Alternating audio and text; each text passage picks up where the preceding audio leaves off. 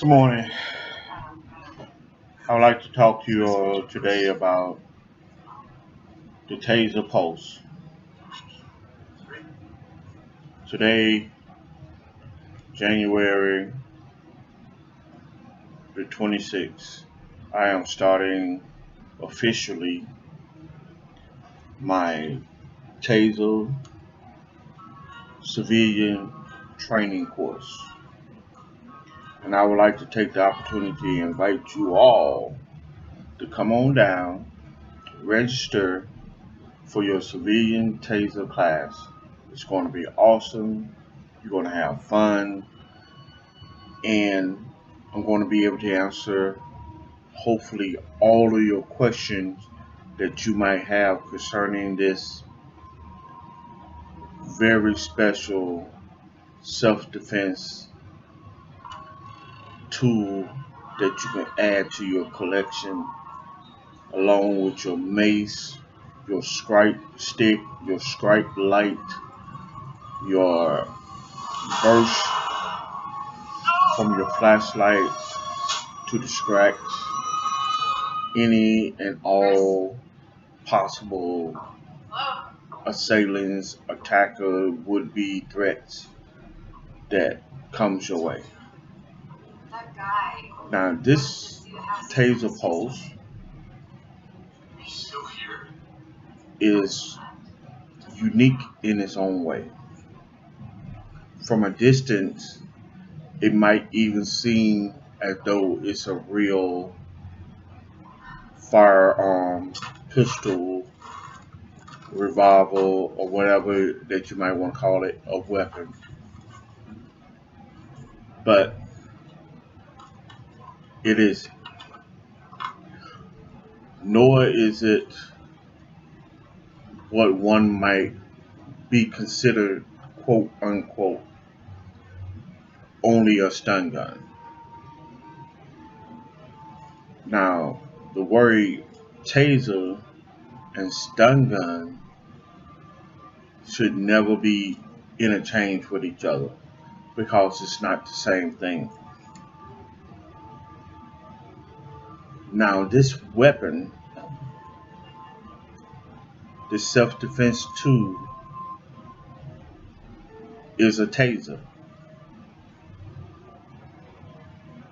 And a taser can be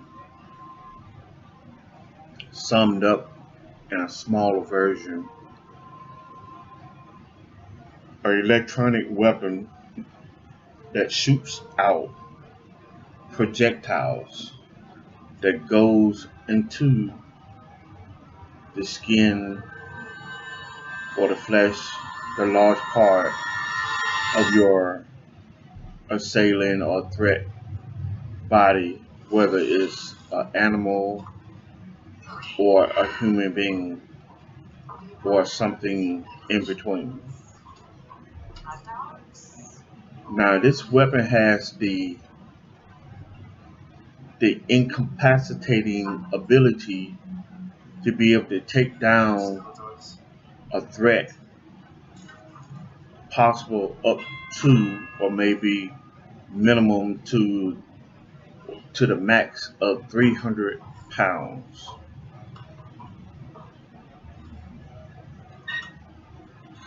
Now let me kind of clarify some restriction that goes along with that.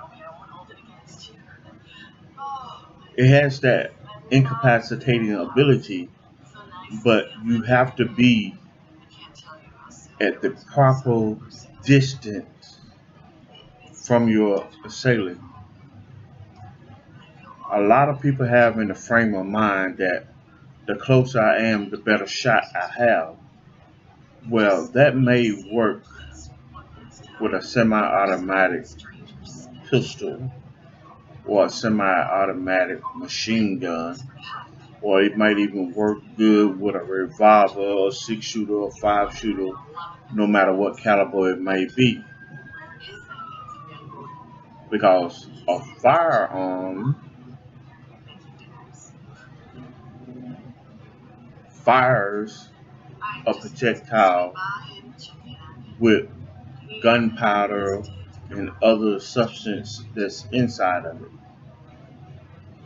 Yes, it has a cartridge. Taser has a cartridge. One uses gunpowder, the other uses electricity by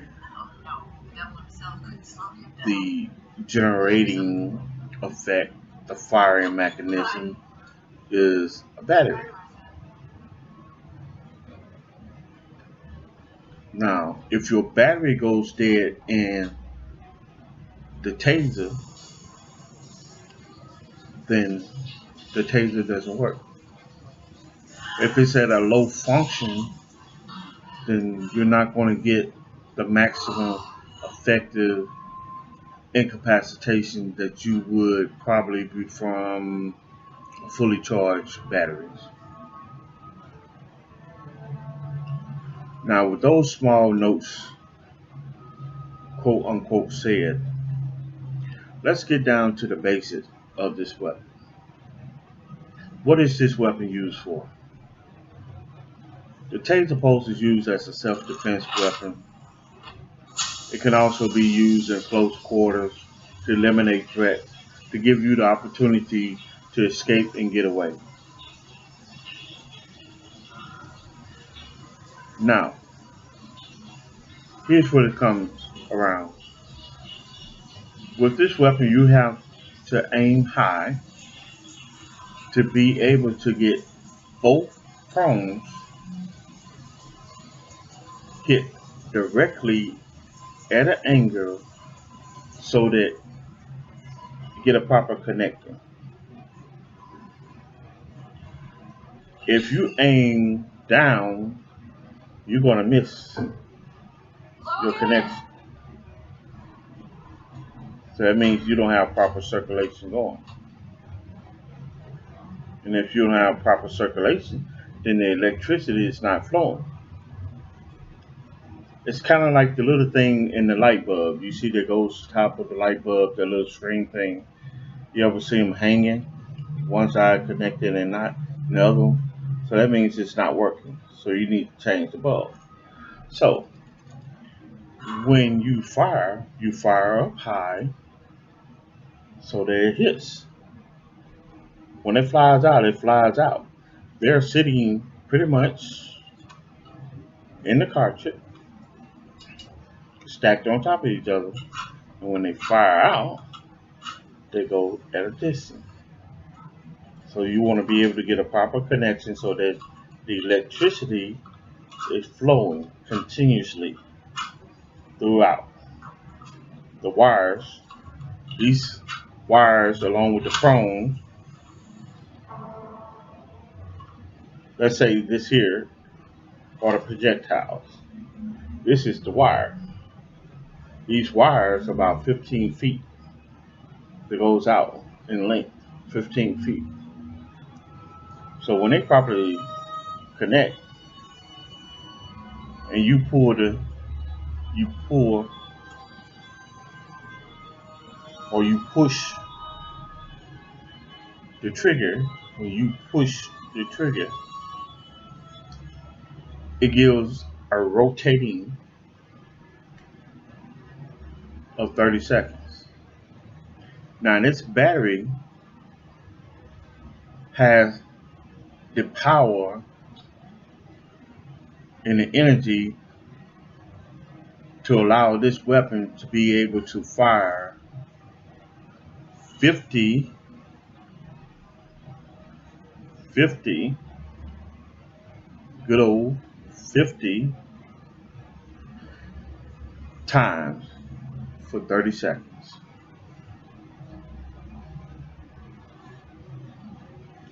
Now this song probably don't even make any sense to you, but I'm just giving you the basic before I start showing you the product. Because when I start showing you the product, then we're going to get hands on. But I just want to familiarize you with some of the things that usually come up during these classes. You know, how many feet away can I be when I fire this weapon? Usually 7 to 15. But like I explained, there's a cable, copper cable, that's 15 feet. So that's what you can get, 15 feet. The farther away, the better. Now, if you happen to be able to fire this thing, you make a connection, keep on fire. Now you can pull this trigger, push this trigger many times you want, but it's not going to keep going just because you continue to pull.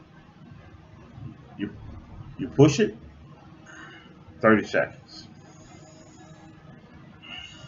Once you stop, you push it again, you get another 30 seconds.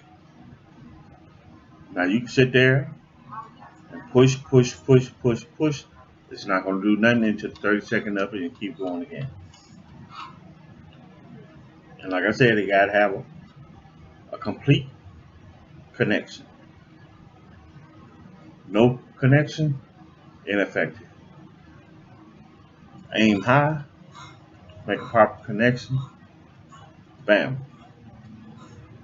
you win. If you're shooting at an animal, you know the animal is at a long distance, animal bodies on all fours, then you want to point it sideways. So therefore, when you turn your weapon sideways, gangster style,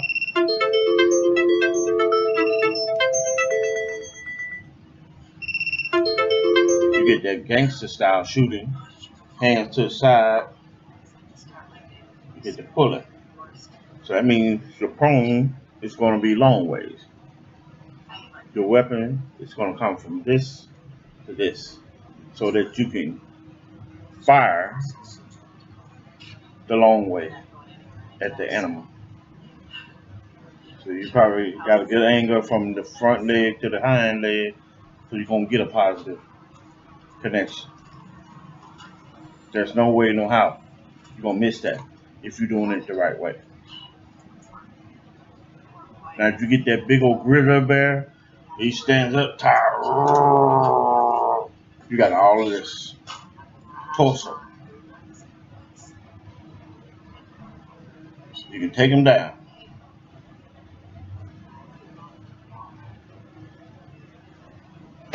Good, solid mass. Chest, abdomen, thighs, leg, whatever. Just don't shoot humans. Don't shoot the humans in your face, your eyes, your nose, your mouth, and all that. Under your neck or in your throat. You're putting yourself in risk of seriously liability. That's why they make you sign waivers and hold harmless documentation, application form, because we're going to teach you the right way. Now, what you do after we teach you, that's going to be on you. And just a little advice, I advise each and every one of you to get some type of carrier insurance when you're protecting yourself, whether in the home, automobiles, or whatever. Make sure you cover yourself with liability insurance when you're using these weapons, because surely as anything goes, and Murphy Law really lets you know what can happen will happen. So you're not exempt.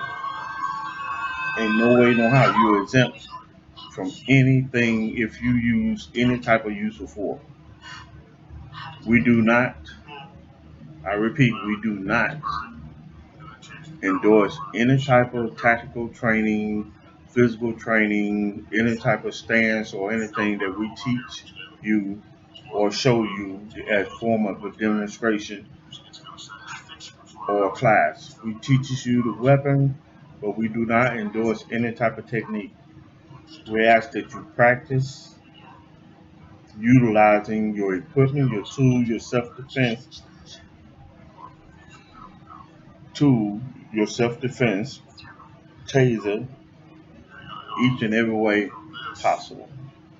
so that you can get proficient with your weapon, with your self-defense tool, and become a professional in each and every way.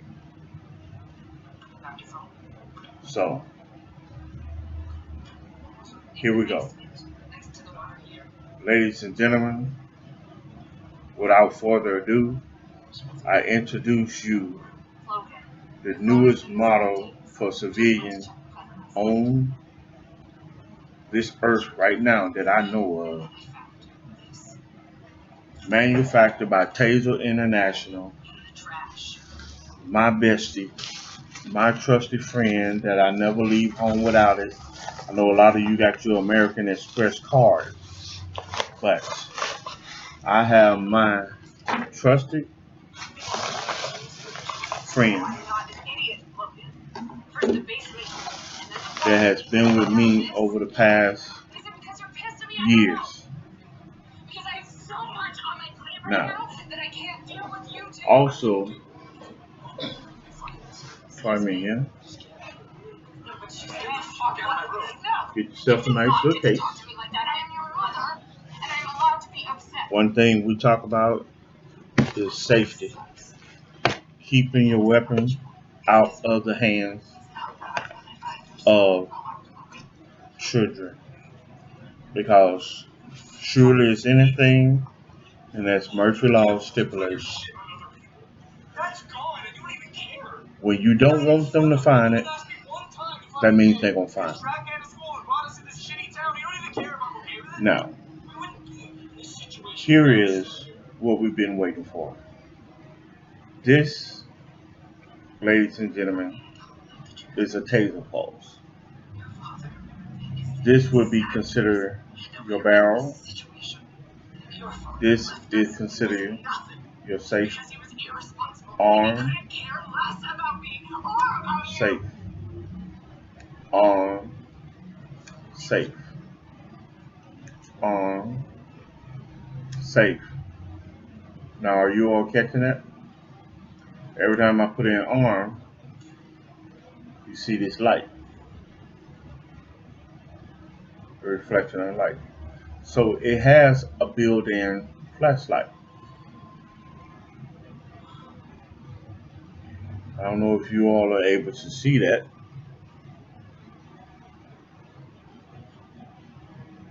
But as you can see the reflection, there's a laser. Okay? It'll illuminate it a little bit better for you.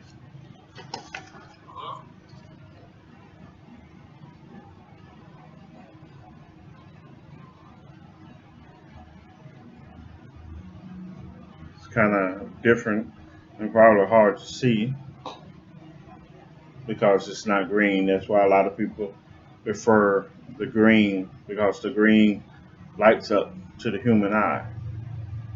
So just to give you a little general demonstration, that's what it is. So it's on arm, as you can see. This is arm. Now, also, I want you to see here, when it's arm, you see the green light. It shows you that the battery is good. You see I turned it off on safety. The light is no longer there. Green light on, green light off. So when you're looking at it, you can say, well, I wonder, is it on or is it off? I wonder if my flashlight is working. I wonder if my laser is working. Flashlight. It's working.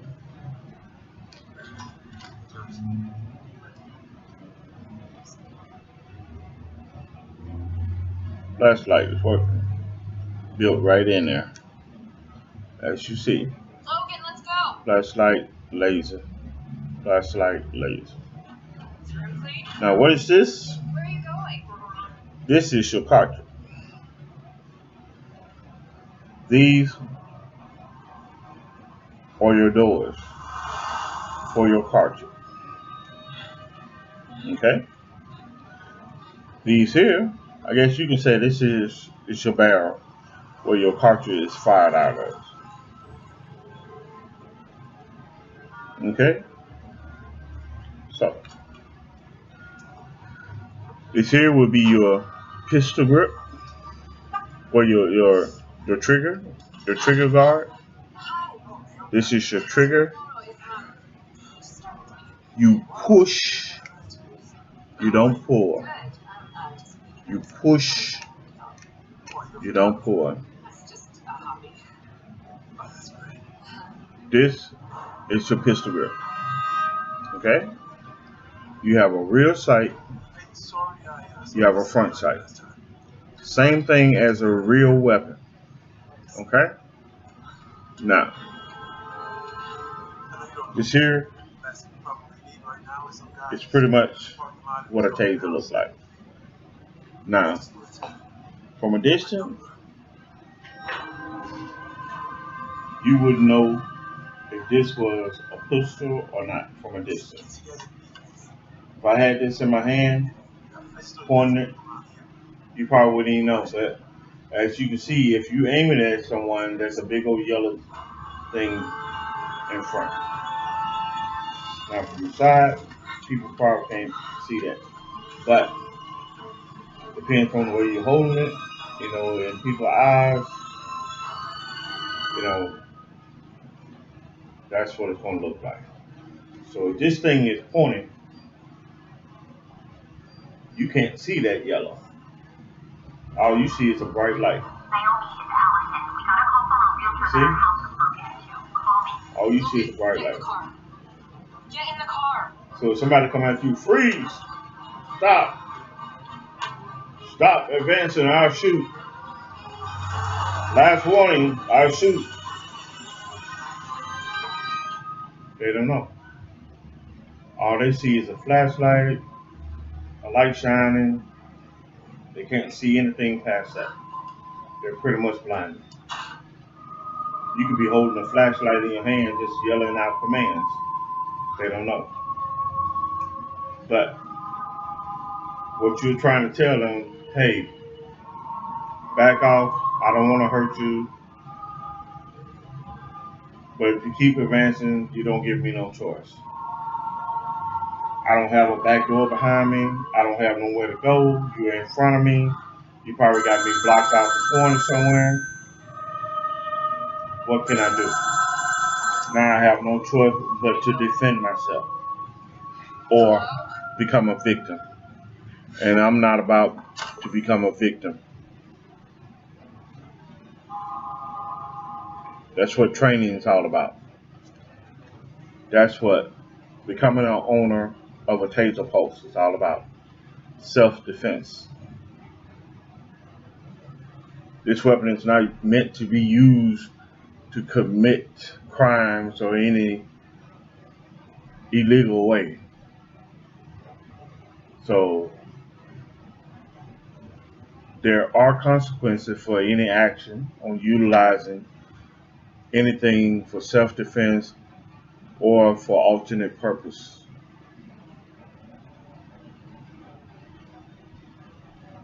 So let me break it down to you so that you can see the inner workings of the components. Now, we're going to break it down to so you can see. When you purchase this weapon, it comes with a cartridge. This is how it looks when it comes in the package. You're going to get two. You see the yellow on the front?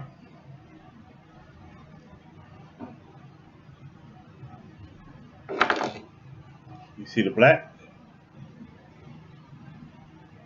One is for training, one is for live going. This is a live cartridge. This is a training spent cartridge. Okay?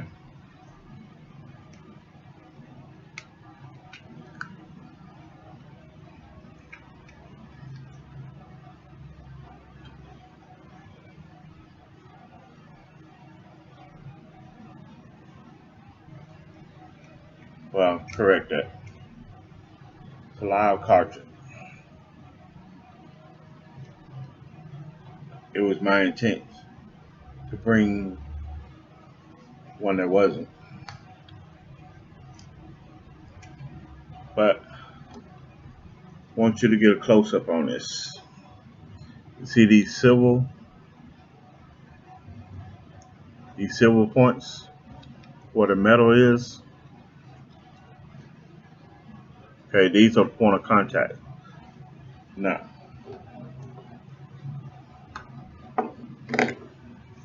take a good look. You see the metal part down here? Do you see the metal part up there? Do you see the metal part here and the metal part there? So no matter which way it is, when you putting this in there, it's going to connect. It's going to connect here or here. So if I flip this, if I flip my cartridge, I'm still going to have one up here. Okay? Metal piece. If I flip it again, it's still going to be a metal piece up there. Turn it over, it's gonna fit right in there. You see? So when you get ready to insert this into the weapon, it doesn't matter. You don't have to figure out if it's up or down. There's no up or down on this. You take it, you place it inside. There it is. Bam. You turn it up. I've taken the battery out of it because I have it live in here. Turn it up. Okay, it's on. See a little red dot? Okay, it's fire. Turn it down. See the little white dot? It's on safe. Red, it's hot. White, it's cold. Safe. Red, hot, ready to go. White, cold, safe. You're in the zone. Okay? Now we're good to go. See? Perfect. You see the difference? Black, yellow. Good to go. You have two. So now we're going to be able to positively identify the two. Okay, this is a live weapon. It's hot, ready to go. So this is my 100% active live fire weapon. Ready to go. This is my dummy safety weapon. Okay, as you see, it's not active. It's good to go. So this is what I'm going to be training with right now, so that there's no accidents, no mistake. I want to make sure that I'm good to go. How do I make sure it is safe? Because the battery is out. Because my next step is to show you how to properly remove the cartridge from this weapon. What you do, you press both your fingers together. Now, don't think that this thing is actually easy, because you're going to have to work for it. What you do, you push it in. You can use both of your thumbs to press it in and take it out. That's the easy way that I have found. You might find it a little bit different.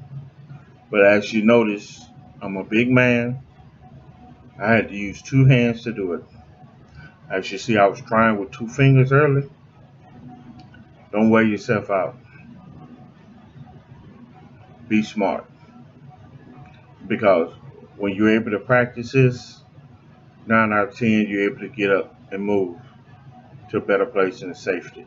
If you have to interchange, you got multiple assailants, utilizing this, you want to be able to go bang, 30-second going, okay, bang, got him down, okay. Now, what you gonna do? You still got your taser pulse, drop the cartridge, you can still make positive connection with the body, make the body, you can pull it, you got 30 more seconds, make sure you got 3 point of contacts on this individual, you let it rip, keep going. You pull the trigger, got the 30. Now, it's went from a taser to a stun gun. Oh, I thought it wasn't a stun gun. No, you got a taser. Now you got a stun gun. It's still gonna go. Oh, you don't believe me? Okay. Live.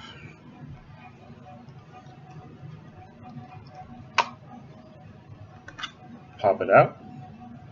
My live cartridge. Let's make you a believer. Fire in the hole.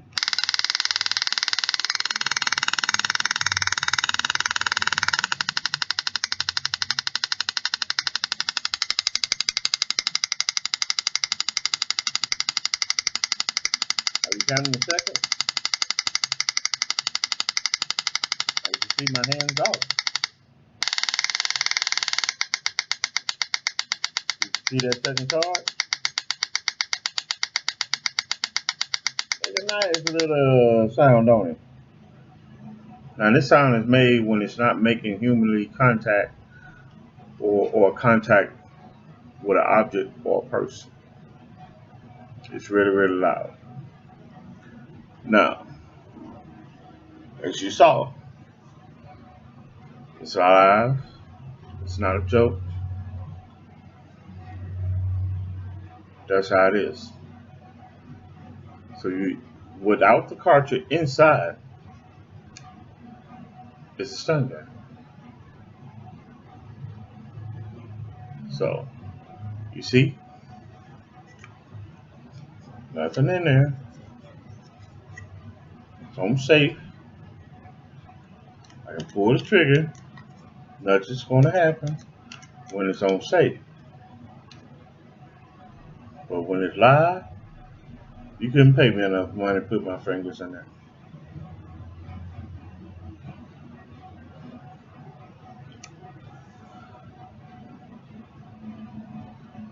Now we're gonna get back to a previous topic that we was on just for a little bit, since we're talking about stun gun. Stun gun is about bringing pain.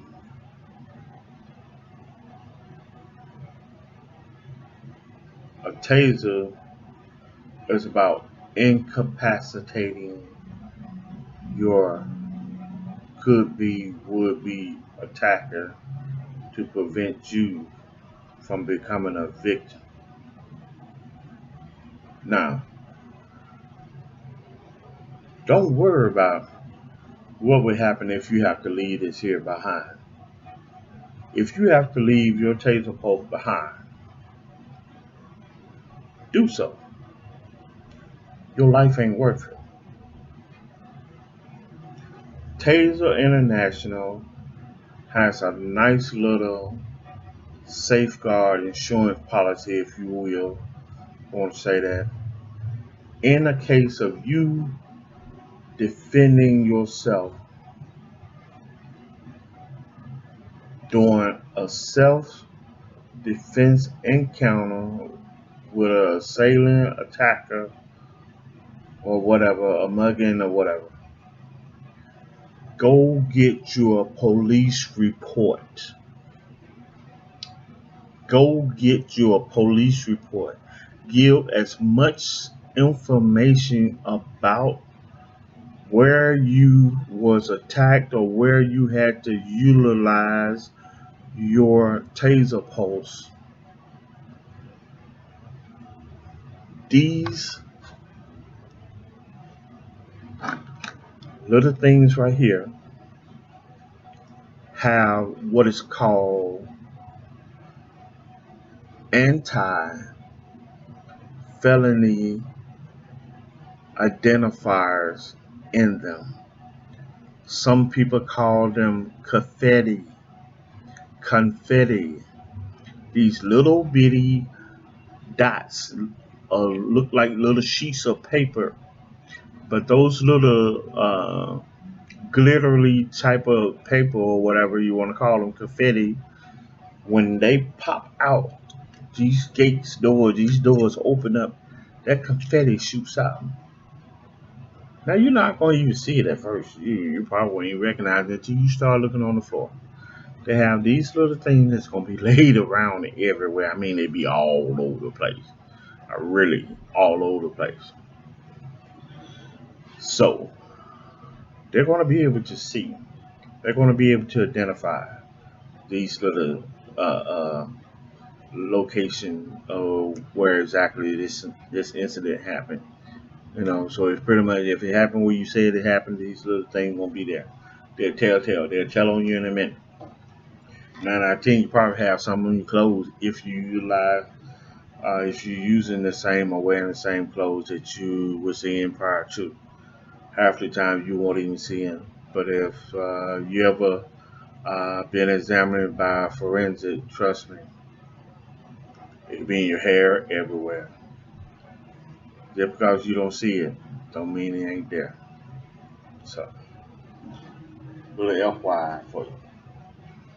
So now we get into the factor of utilizing this taser according to the rules and regulations of Taser International, and me as a training instructor under Taser and International certification. My job is to actually give you all the information that you need to be able to complete this course. So, like I was saying, be able to utilize this to be able to practice with your Taser Pulse, do what you need to do to get the job done. So, this is pretty much what we're going to do to be able to utilize this to get the job done. I have my yellow one inside, be able to do what we need to do. As you can see, it has a little laser. You see it's bouncing off my laptop here to be able to show you that, yeah, it does have a laser. So,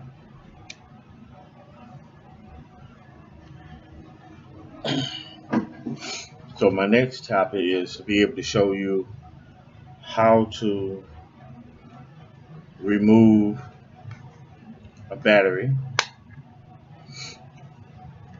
As you see, the battery cap is off. Now inside, you see this little angle here. So I guess the proper thing would be to say is I'm going to show you how to install a battery.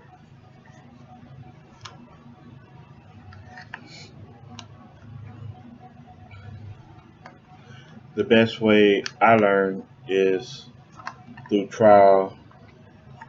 I place my finger inside, right behind the little white portion right there. I align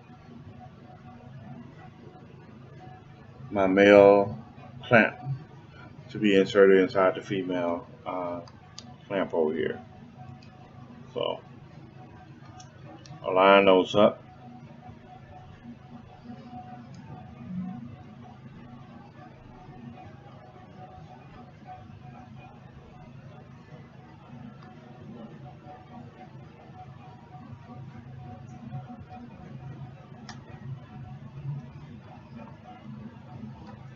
Now,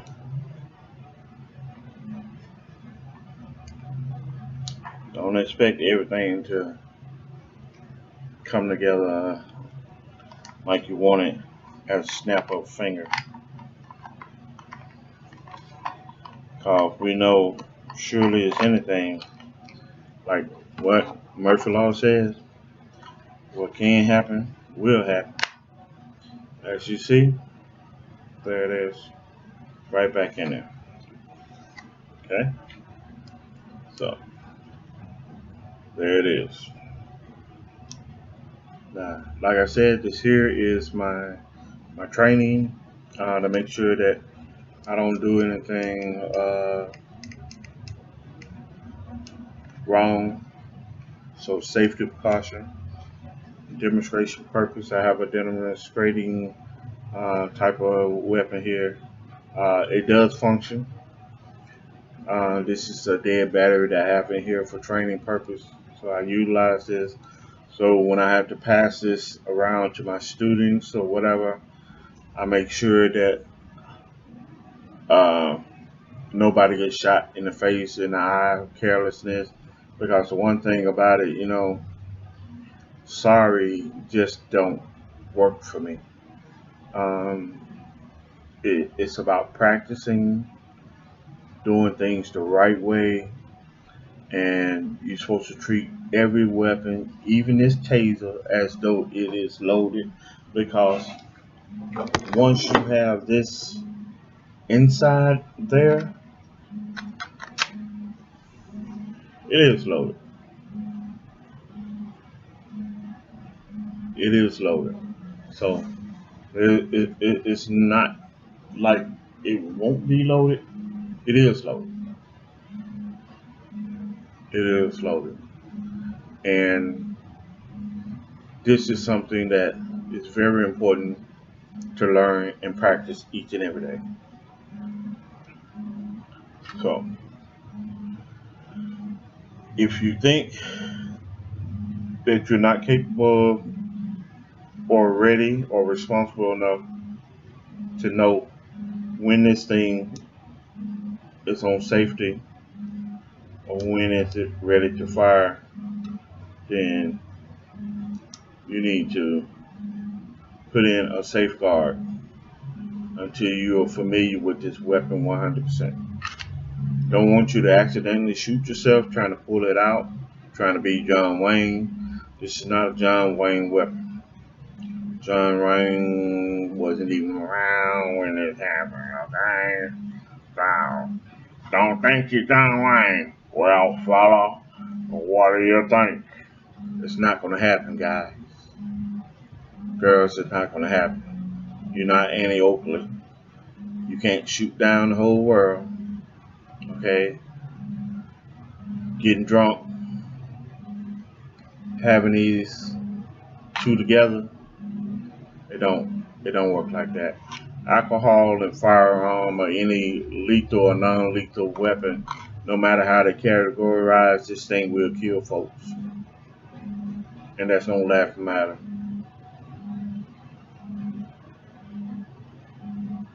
This is deadly than any other. Shot in the wrong way, in the wrong place, this thing could cause anything from a heart attack to a stroke to instant death. Nobody knows what the other person has going on in their body. When you're aiming this weapon, you're trying to be able to perfect yourself by practicing every day so that you know which direction. And by holding this taser, that you will know exactly what you're going to hit. With the laser on there, there's no doubt where it's going to hit. You just got to put it there. So there's no guessing. Well, maybe it's going to land right here, or maybe it's going to do that. If it don't connect, you got a problem. It's just like putting a red flag on yourself in front of a raging bull because it's on. So I want you all to take a moment, think about that, and we'll get back with you. Take 5.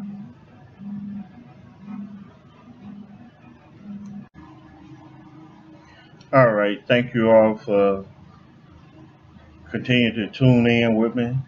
Um, we're going to get into some of the most important part of this training session right here, uh, which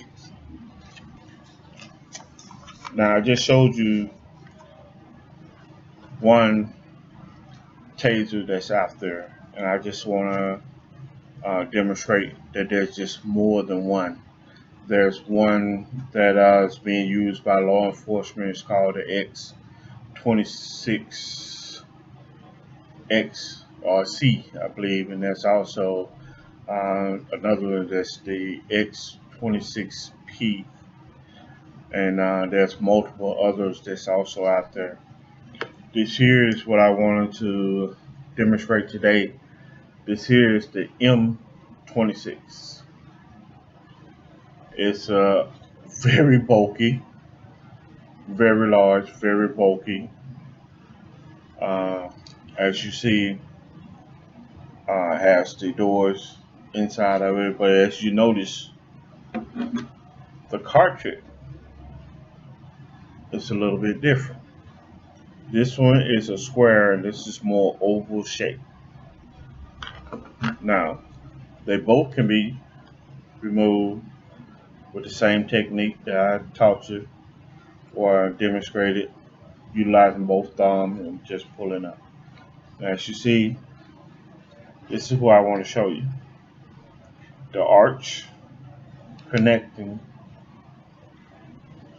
you can see these a little bit different. Remember there was an arching from the other one? Now, as you see, the handle is down. Now, notice just the laser. Okay? As you see it moving, right here from the reflection, uh, there it is. So,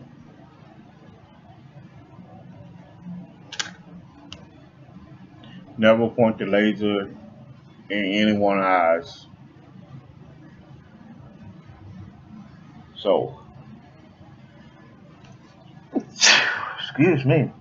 Lord have mercy. Thank you. But this here is a live or pre-recorded course. So, you might see me sneeze, you might hear me cough or whatever, but it's all good. As you notice, under the bottom there's a gate. But on this one, you actually need kind of like your Apple phone. You need like a little pin to open it up. So it's not easily open something that you can pull out like this one was. It's push it, push it forward, and it comes off. You see the battery. On the M26, it's not that easy. So, as you see the cartridge, demonstration of the cartridge, they're way different. As you see the two, the comparison. They're both black, but as you see, one is oval, one is square like, whole lot different. This one is the color black, got the Taser logo on it, and as you see this one, it's pretty much the same way. All right. So now we have a little different, a little bit comparison. Um, that was just demonstration purposes and to show you that there's actually more than one that's really out there. But today we're mainly going to focus on the Taser Pulse. It just sometimes it's always good to break the ice and introduce something to let people know that there is other products that are made out there, because I know you're going to see them. I know once you finish this class, you're going to go and you want to buy something. Um, my my thing is stick with what you train with, stick with your certification that you were certified to use. Um, like if you certified with a pistol, don't go and try to buy you a rifle and say that you're certified, um, trained to fire a firearm, and what you actually meaning that, hey, I took a pistol course and I fired a shotgun. Now I fired a pistol. Now I want to shoot a shotgun or shoot a rifle because I'm certified through a firearm course. No, if you took a pistol course, it wasn't a hunting class. It wasn't a hunting safety class because those things are different. So if you want to use those things to go hunting with, they do have hunting pistols, hunting guns. That's a different story, and that's a different type of license. They do utilize tasers to hunt with, and like I was saying earlier, these things do take down animals at a certain capacity or weight. They do incapacitate them. Um, I know Fishing and Wildlife Service, different wildlife service utilize tasers to be able to incapacitate animals, to be able to get them out of um, barbed wire, other places where they're committing more harm to themselves or might be in danger to public. So it's all about public safety, being able to relocate these animals to a safer place so that they won't be tempted or afraid by our presence, and we won't be tempted or afraid by their presence in our environment or our territory. Because I'm surely they don't want us in theirs, and we don't want them in ours. So to be on the safe side, um, we all can coexist, but we can't occupy the same location without friction evolving somewhere somehow. So it's all about safety, and that's what we are using this for, a safety, self-defense type weapon. So always keep that in mind. Safety first. Everything else comes thereafter. You have to be able to use this weapon safely, and that safety does not start with the other person. It's pretty much start with us. Okay? Because if we accidentally shoot ourselves with this, we just did them a favor. That's pretty much what we did. We did them a favor. We shot ourselves in the foot. So, uh, you know, what can you say? You made it easy for them. So, we're gonna remove these cartridges, um,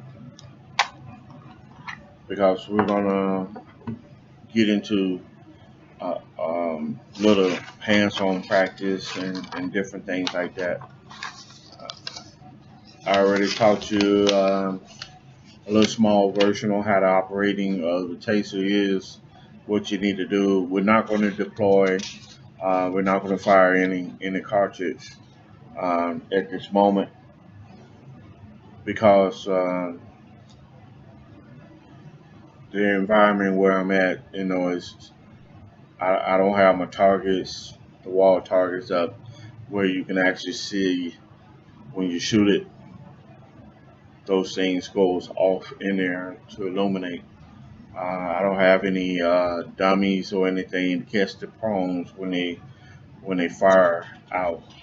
Um, and the place where I'm in, I am actually leasing it for today for this demonstration. So they made it very clear any damage done to the place, I'm going to be expensively charged for it. So forgive me that you don't see the burst out with the 15 feet cord hanging out all over the place. The confetti, like I mentioned earlier, the confetti goes everywhere.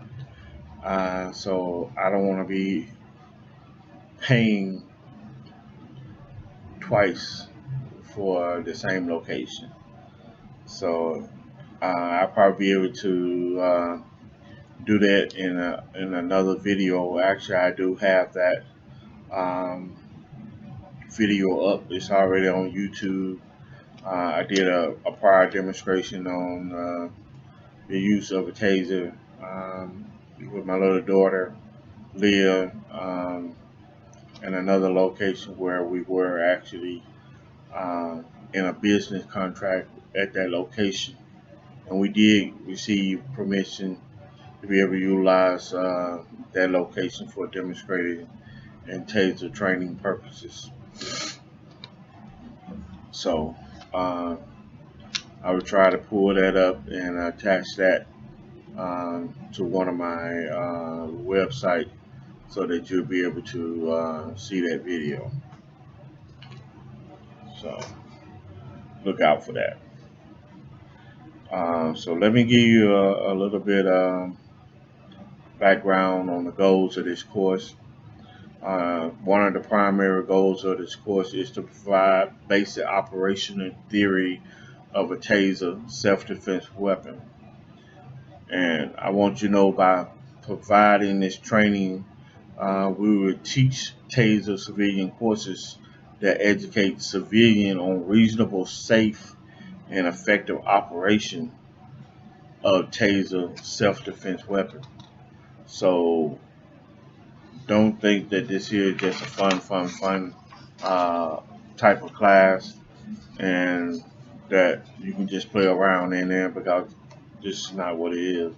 You know, Taser International only approves civilian trainers to perform these classes. And just so that I can state it verbally, Taser civilian approved certified trainers are not Taser agent. I am not an agent. You know, I am not authorized to deviate from this training course or its warning material. That's not what I want to do. You know, I'm not going to misrepresent myself in this video saying that you can do this or um, provide any representation that's inconsistent, you know, with the material that is specified by Taser in their disclaimer or anything like that. Because unofficial or unauthorized material is not a part of any Taser training or warning or any specific claimers. You know, Taser does not set established standards, you know, of care, you know. So um, that's not what they're gonna do, and that's not what they're about. Um, just throw some words out there, FYI information. A lot of people want to know what's a taser.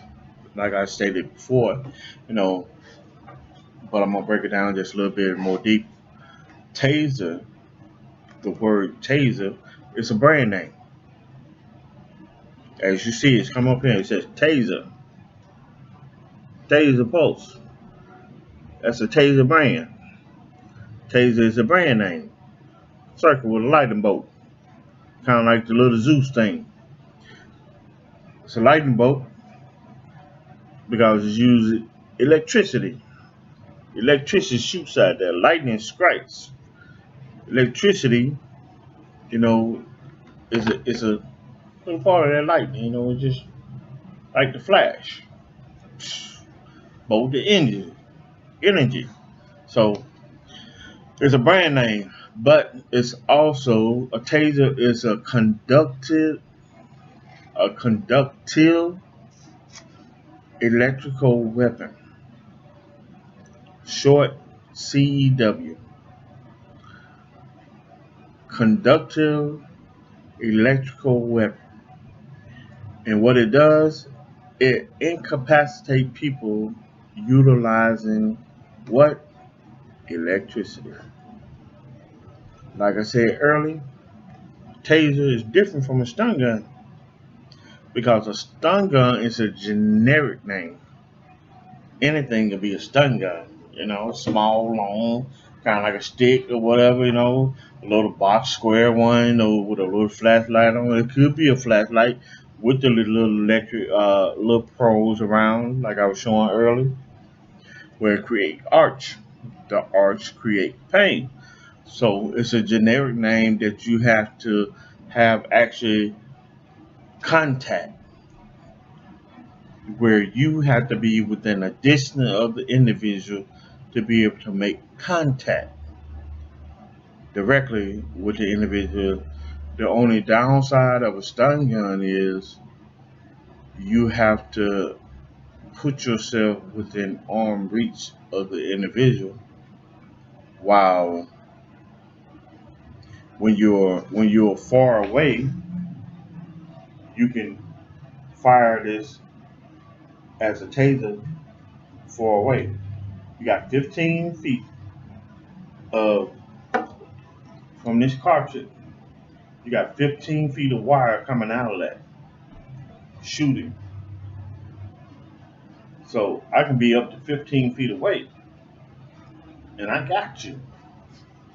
But if I want to utilize the stun gun, that means I got to come right up on you to be able to make contact. So I'm putting myself in danger when I have to get right up on you. You see, I'm gonna have to where I can be this far away from you and be safe. Say that's 15 feet. Now I gotta come right here to make full contact with you to be able to fire this thing off so I can get that going. Imagine that being right there. I gotta be closer to you to be able to get that done. And as you saw, which brings me to if I accidentally fire this thing off, all I gotta do is put it back on safe and they automatically stop arching. So this thing is not gonna be going on for 30 seconds. If it's armed and it's going off, all I have to do is turn it down, turn it off. It automatically shuts off. Only bad part is if I automatically fire this thing and it hits me in the butt cheek back there, I'm gonna get a nice little joke before I'm able to cut this thing off. That's if I'm able to cut it off before the 30-second relay is over. But you do have a mechanism and a safety if this thing automatically goes off, so it won't cause that much permanent damage to an individual if it makes contact. Now we're talking about making contact. Now those little things that's coming out of here, those little sharp things that shoots out, they're called probes. And that metal projectile that is ejected from this here, a fresh cartridge that is expended from the taser, which is a conductive electrical weapon, a CEW. And this here is a CEW cartridge. that's come from a Taser CEW weapon, which goes inside, don't come out no more until I actually pulls it away.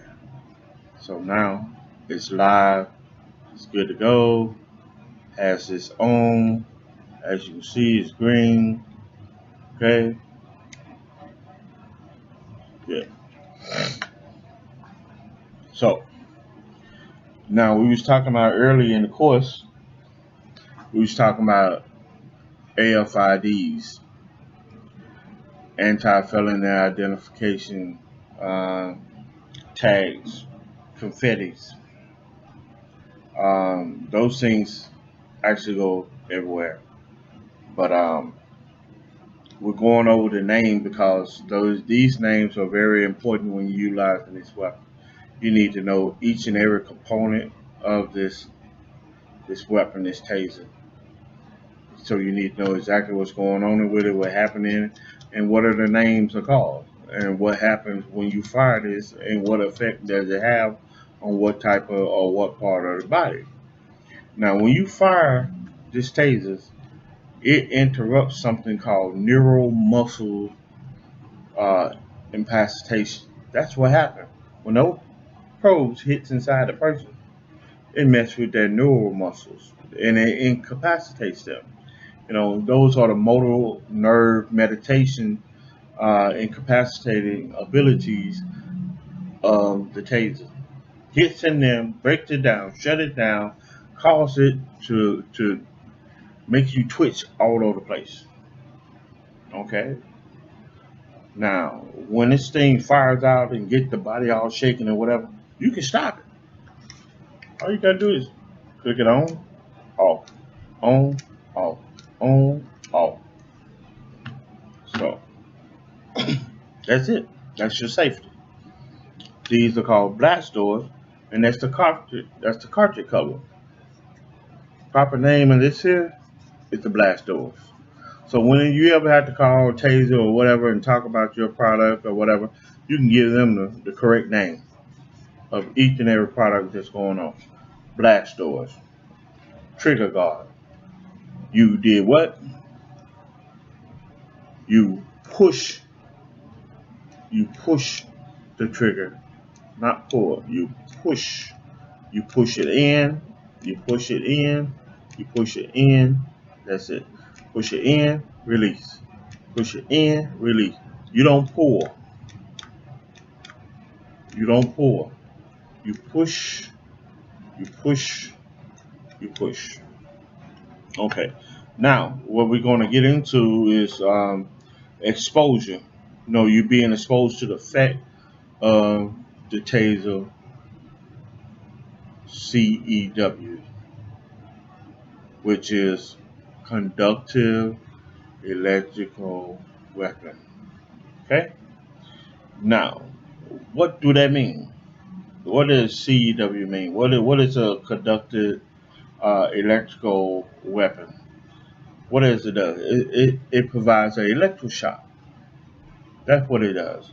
It provides an electroshock, and it's an electroshock type of weapon. You know that causes the capability of inducing the muscle nerves to twitch in the body.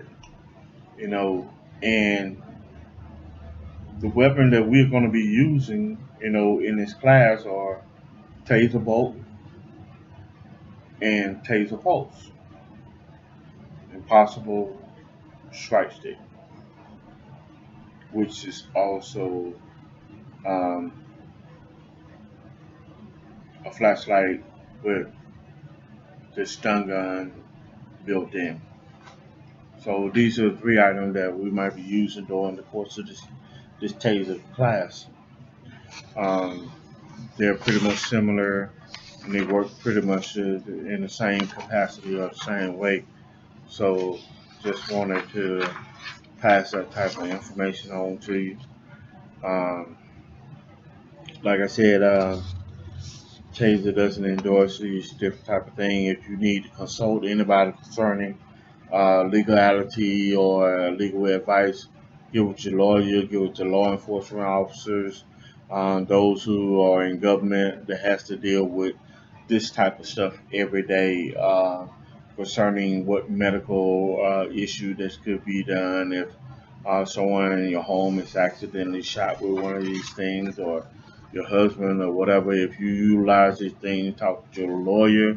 What would happen to me, and what type of risk or consequence would I be occurring if I utilize a taser to defend myself in my home or my automobile, or if I'm walking from the store or the bank or whatever?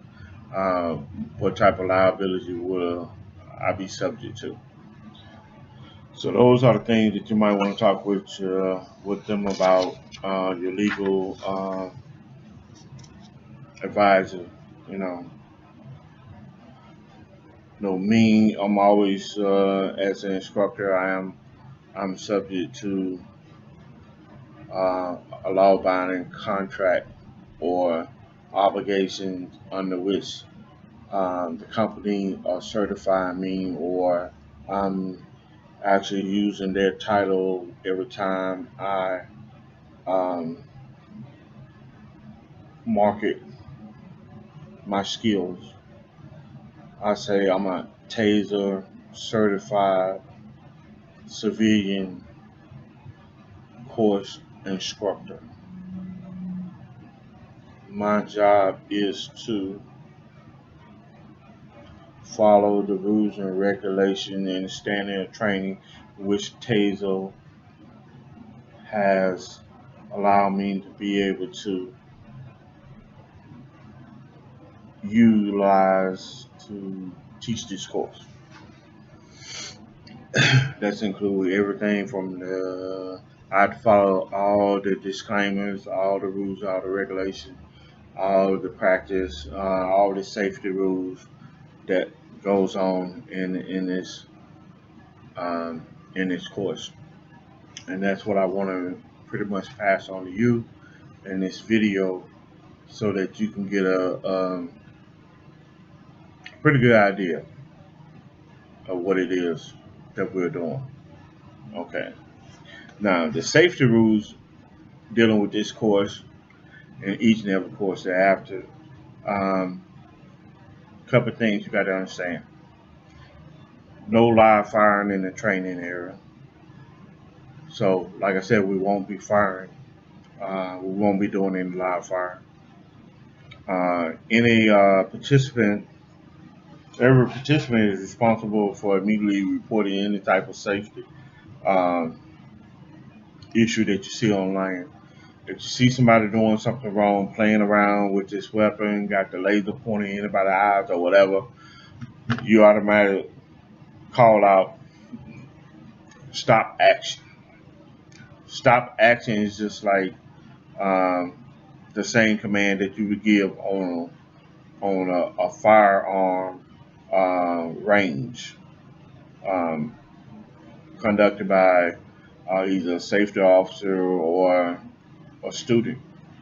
You know, on a firing range, live firing range with guns and pistols and semi-automatic rifle, whatever is being used, you would call out cease fire, and safety officer would go and see what the deal is, make sure everybody have their weapon on safe, hands off the trigger, place your weapon down, and stand uh, certain feet away to the left of your weapon, and stand uh, in a non-threatening manner with your hands behind your back, eyes forward, unless address or information is stated. Everybody do their range a little bit different, but that's how I do mine. Um, so, like I said, stop action is just like ceasefire. That means no more action should be taken once you hear those commands. That's it. No room for errors or excuses, because uh, every life every life on that range matter. every life in that training room matter.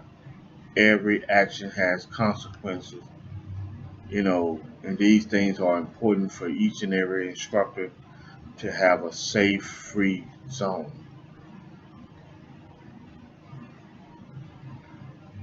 You want no problems to happen during your training. If that does, that means something is failing, and I don't want to be a failure. I don't want my students to be a failure. I don't want to be a no-go. That means that you fail. It's a military term. You're a no-go at this station. And trust me, if you come to my class and you cannot follow direction, I will ask you to leave my class. You will not be able to return, never, ever again, whether it's a taser class, whether it's a firearm class. Don't think about taking any other training with my organization. Period. You will be banned from my location. Period. That's it. Enough said. So, just to get that out, just to make it perfectly clear how serious these things can actually be. We went over the taser loading weapons with a live cartridge and how it must not be pointed at anybody, body parts, or anything like that. During this process of changing this out, there's no room for anybody to volunteer. Hey, I want to be tased. No, it's not going to happen. No, not in this class. There's too much at stake here to be horse playing around, trying to hurt somebody, to be able to learn the necessary things that we need to go through. It messes with the brains and everything. So there's we don't have the medical staff that's available that could um, come from damages and things that might be done. There are areas that we do not fire at when you utilize a taser. You don't shoot at anybody groins. You don't shoot at the face area or anybody's eyes with the laser pointing at them. Um, it's mostly the upper body torso location where we try to fire at, and that way you get a bigger target that you can lock in on. um, a lot of people pretty much know what electricity is, but I wanted you to know what electricity is for is utilizing this safe defense tool and integrating it into your professionalism, your status, or your home defense or your personal defense. Uh, Electricity has to do with the flow of electrons through a conductor, so basically like inside of a tube. So these electrons just keeps going, speeds up, molecules moving around, and next thing you know, you have a force that cannot be reckoned with. We talked about how the Taser Pulse affects the body through the neuron muscle structure system, the nervous system, how it goes in and out, and how it affects different people all over the place. Um, what it does, it causes the muscle to have strong contracts. So you're gonna be like muscle switching, and when you stop after you get through,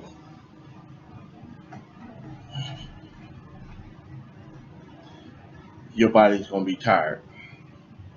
You're gonna be exhausted.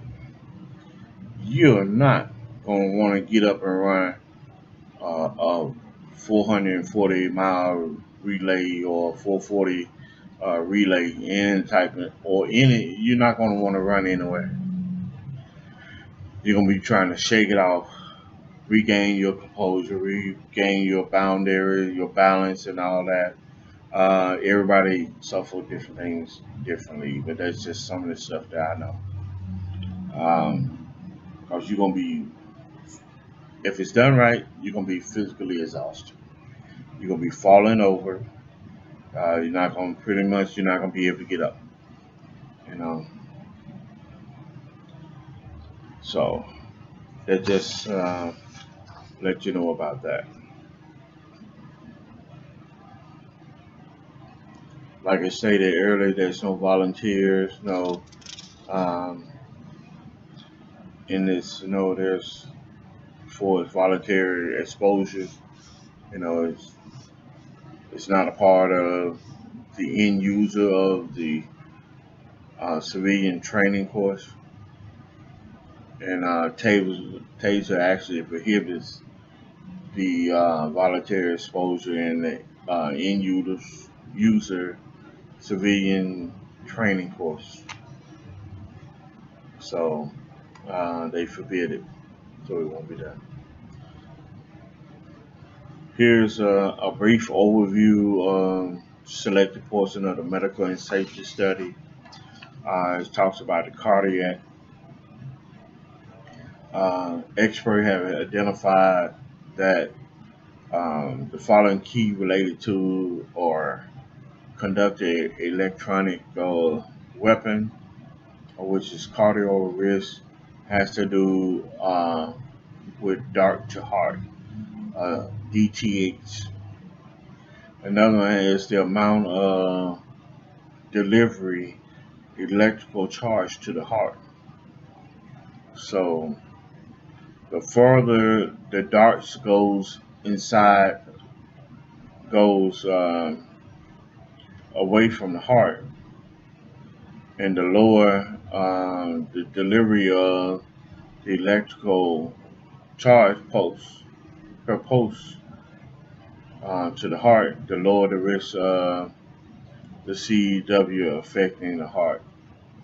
So, like I was showing you earlier at the beginning of the video, farther away you are, when the darts comes in, it makes it they go farther. But when they're close, then if you're shooting at the heart, then the closer they are, it's going to be a problem. But like it stated, if the darts are far away from the heart, and if the bottom dart, just the bottom dart right here, if it's far away, and this one here is far away too, so the distance between them, you know, that's a safety buffer. Liability is low. Person's not going to die tonight unless something else is going on. They die of fear.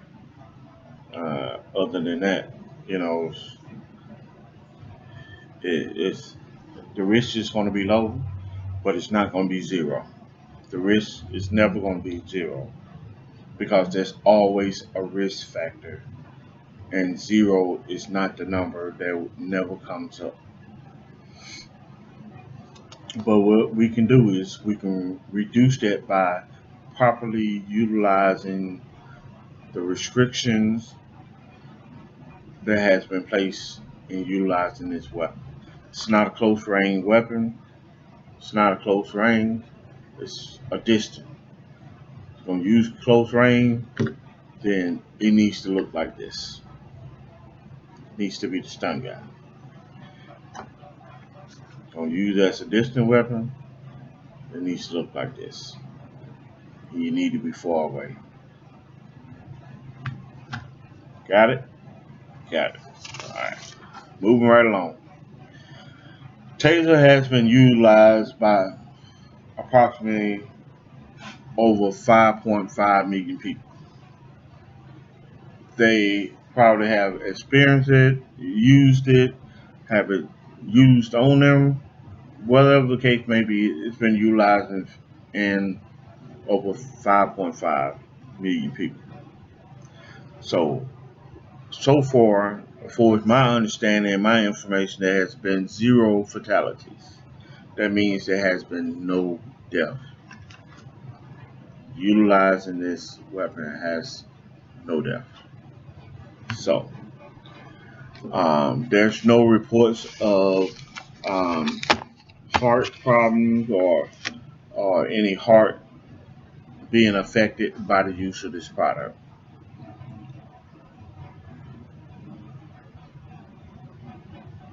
So, and that has to do with the civilian taser, not the law enforcement, the civilian taser, not the law enforcement. For you people out there, oh yeah, you lying. Police does it all the time. We're talking about civilians. Stick with the subject. Civilians, not law enforcement. Everybody want to jam that into the paper bag, but it's the same thing that law enforcement use. No, it's not. Same fundamental, but not the same weapon. Okay? But one of these things are not like the other. One of these things are not the same. Check it out. That's why I brought this. So that you'll know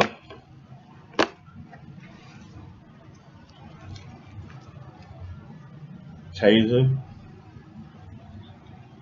taser. Big, little. Get the picture? Civilian M26. Civilian Taser Pulse. I wasn't able to bring the Taser bolt today. It's being used in another training session. So I had to bring Big Bertha. She didn't mind. Nice little demonstrating weapon.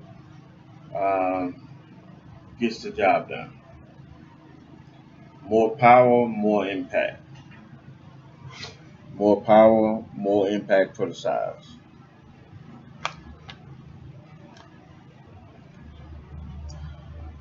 Live weapon, none. As you see, this is my demonstrating weapon. So,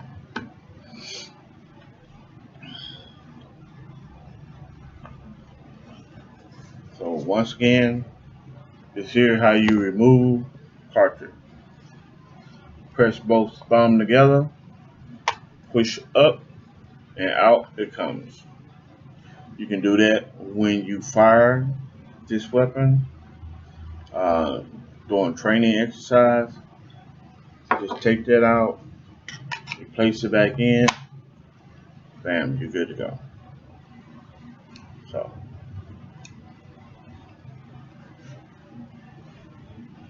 put these over here so that I don't get a mix up.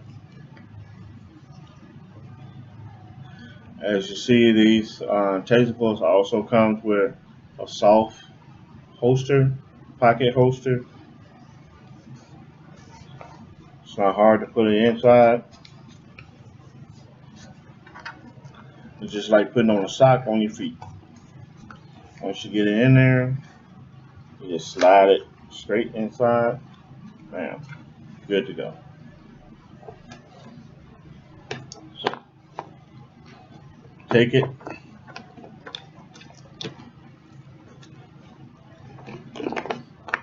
put it in your case, safe and secured. All right. So once you got that done, and you put it away. Can't beat that. All right. Demonstration. Be on the safe side. Keep it from causing damage to the product. Always keep your product in the actually container which it came in. That's the whole purpose of doing that. Keep them safe, keep them together. Can't go wrong. Have this. This is how you know it doesn't work. When you get ready to fire it, you pull it. There's no light in the back. You get no signal. 9 out of 10, 99.99 out of 10. Battery. Get you one, get it replaced. Okay. Utilizing this weapon here, this electronic conducted electronic weapon produces an effect that increases the risk of sudden death. Let me say that again. This little bit of weapon increase the risk of sudden death, including changes in your blood chemistry. I want you to take a look at this. Your blood chemistry, it includes changes in your blood pressure. It includes changes in your respiration. It includes training in your heart rate. It includes changes in your adrenaline and your stress hormone. This, with this, does all of that. Get the picture? Enough said. So, the study also shows that there are other effects that are usually compatible but less than, and that's fighting and fleeing. Numerous of human studies have shown that lower effect of human psychological or psychology are paired with other force options. Now, what's that mean? What's that mean? It means that, hey, you need to come to my class and we'll discuss it for you. Right now, it's not a topic. It's too broad, and I need to research a little bit more information on it to be able to give you concrete information. Because we're talking about numerous of human studies. I have not read them all. I do not like giving partial information with left out other information. I'm only able to tell you what the study of the information that I have in front of me, and that's basically what it says, that there's an effect usually comparable or less than fighting and fleeing. And they talk about compared to other force options. What are those options? It does not break it down.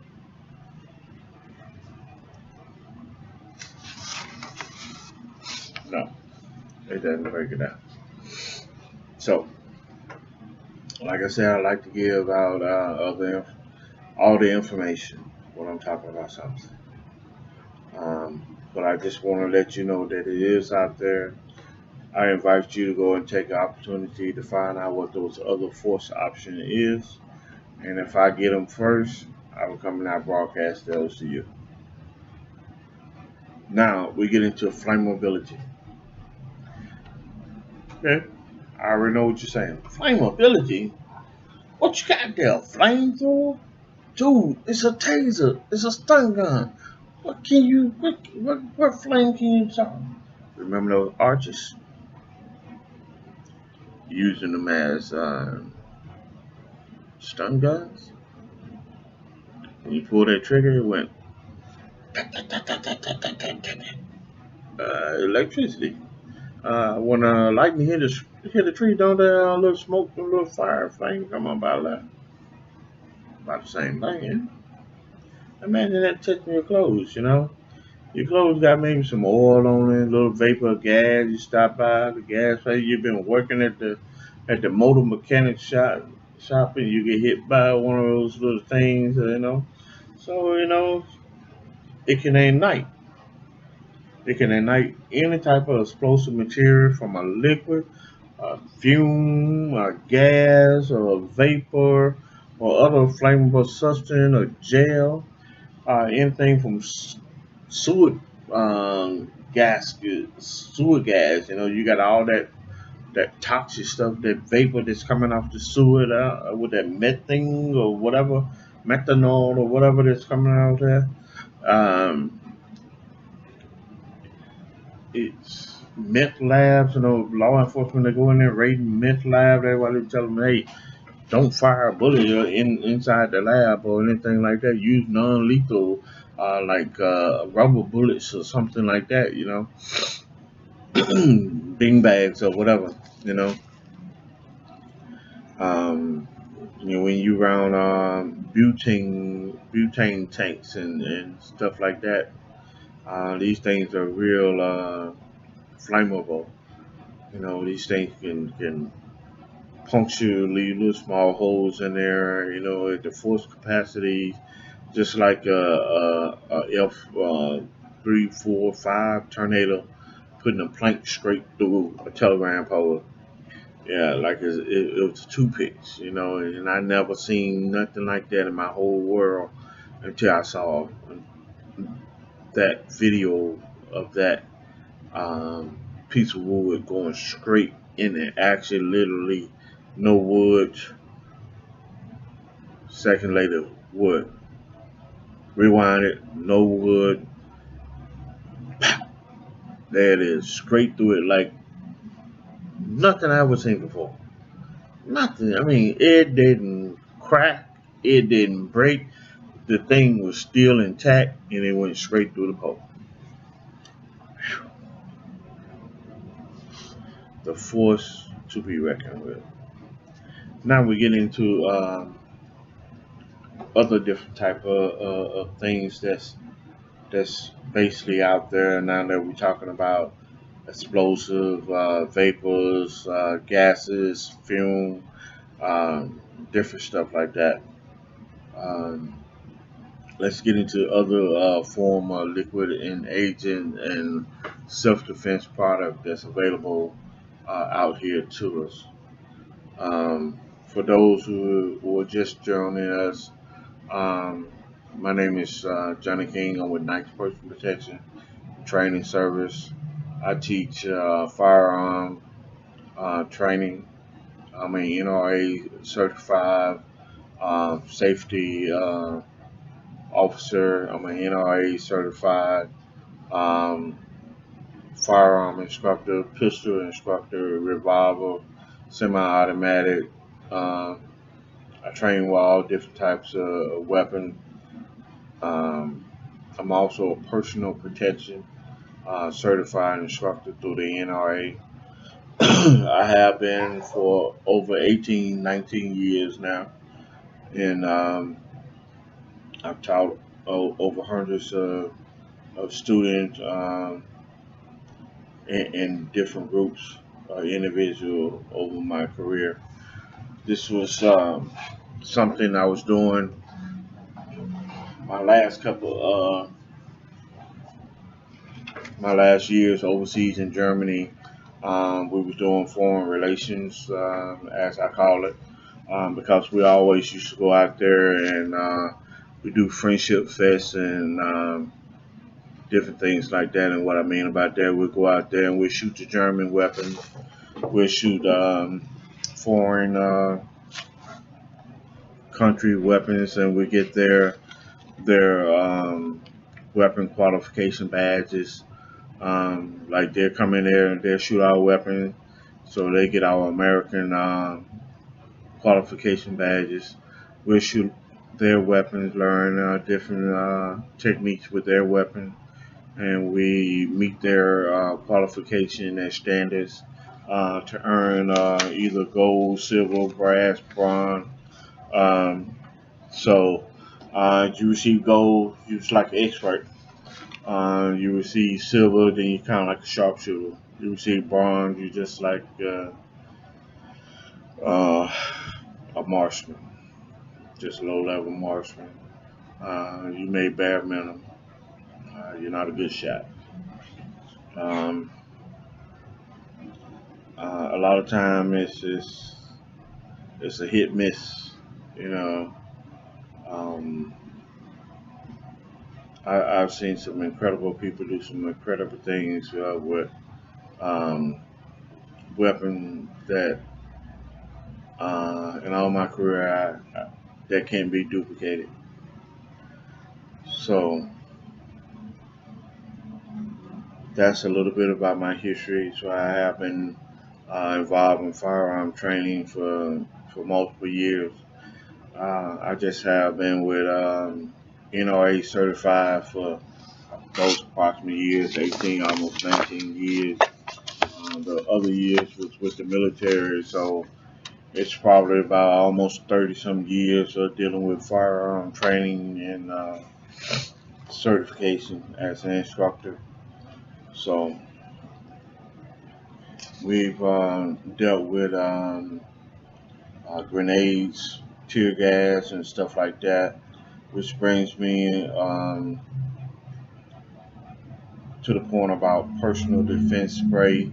Since we already talked about personal defense weapon, just give you a little short touch up about some of that.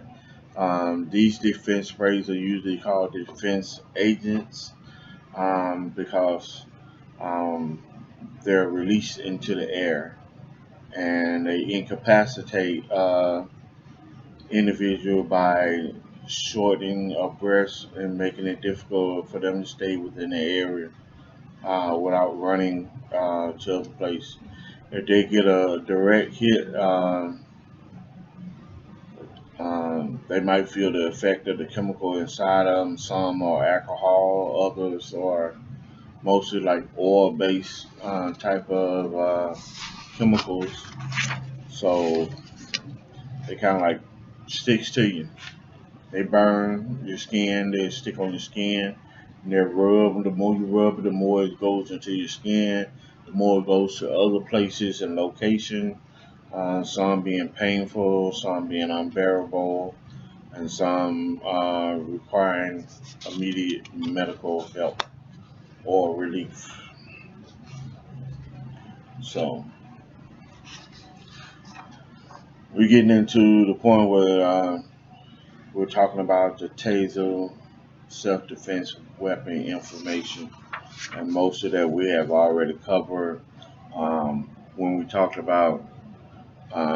This is basically the review of everything that we talked about. We talked about the taser defense weapon, um, the Taser Pulse, and the Taser Bolt. The maximum, well, some of the effective range, one of the effective range is effective up to 15 feet with a proper contact and a complete maintaining of circulation. I think I mentioned it once before. In order for this weapon to actually be very effective, in order for this cartridge to does what it's supposed to do inside this weapon right here, this cartridge has to have direct contact, not too close because it'll damage the heart and other organs. It has to be the cartridge pretty much has to be distant from each other, like a total distance from each other. One might be up here, the other might be down there, and that has to be different. If they this close together, then you might cause some major damage to whatever that organ or muscle where it's at. The farther is away, the more time it has to travel around, creating that oval type deal, like a circulation. But when they close together, it's just like there's no break in between, So there's too much friction. It's not circling around. It's not going around. So. that's going to be a big problem. There's no time lapse, no time loop in there. Going to do some damage. So we talked about the NMIs, the neuromuscular incapacitation and what it does to the attacker. We talked about equipped with a backup, which is the stun gun. This being equipped with a backup. Once this here cartridge is spent, you shoot it, you take it out, you pop it up out of there.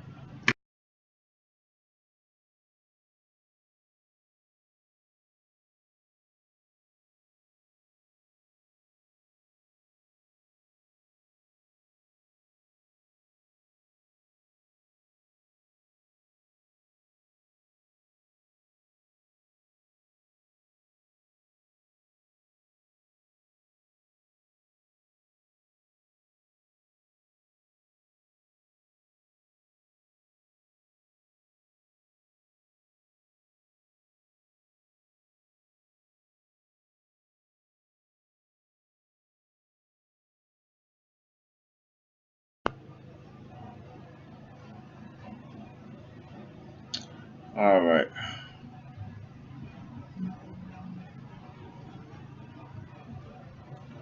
Here I am back again. I was talking to you earlier about um, trigger pulls and push.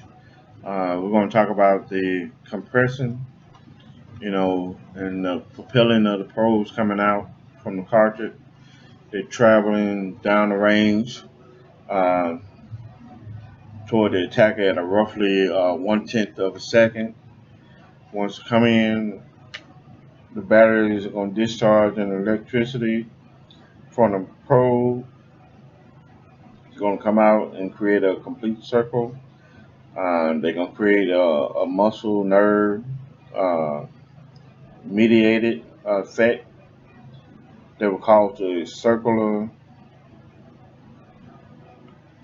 circulating throughout the contact with the other body, and it's going to maintain. As long as it maintains, it's going to be a complete and effective contact.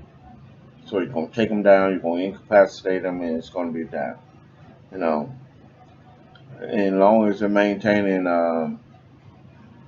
contact, you know, within so many, seconds or so many contracts, you know,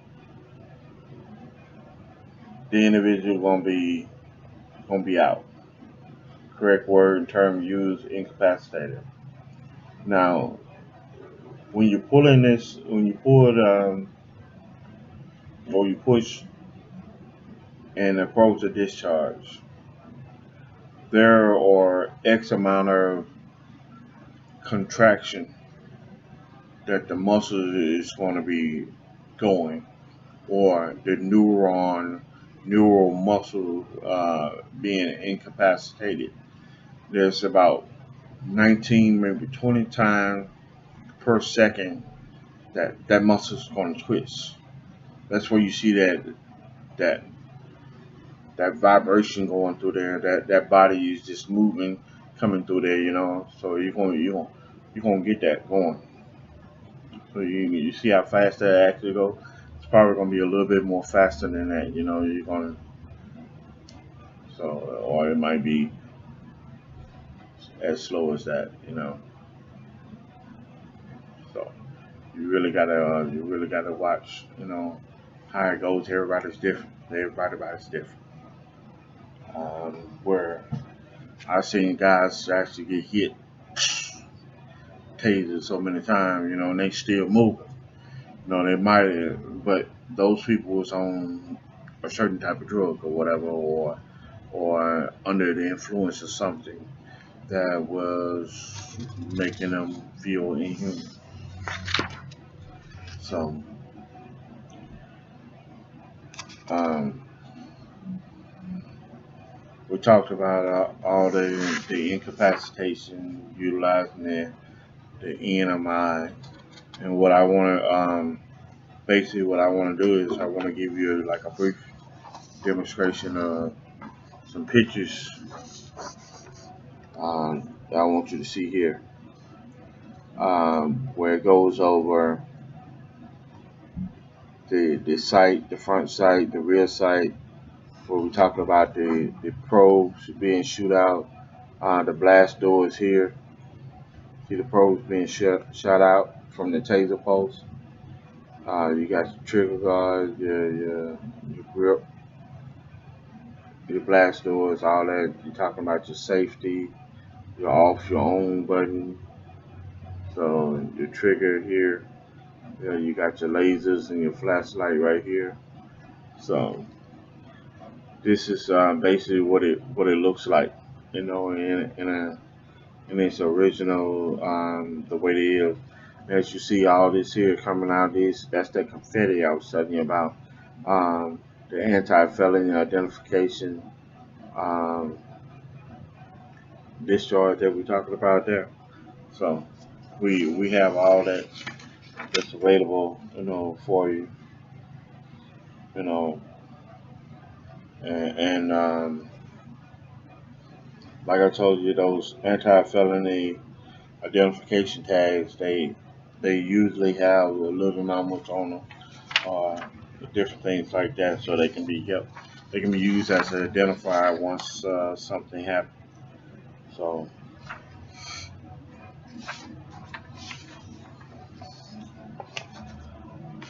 um,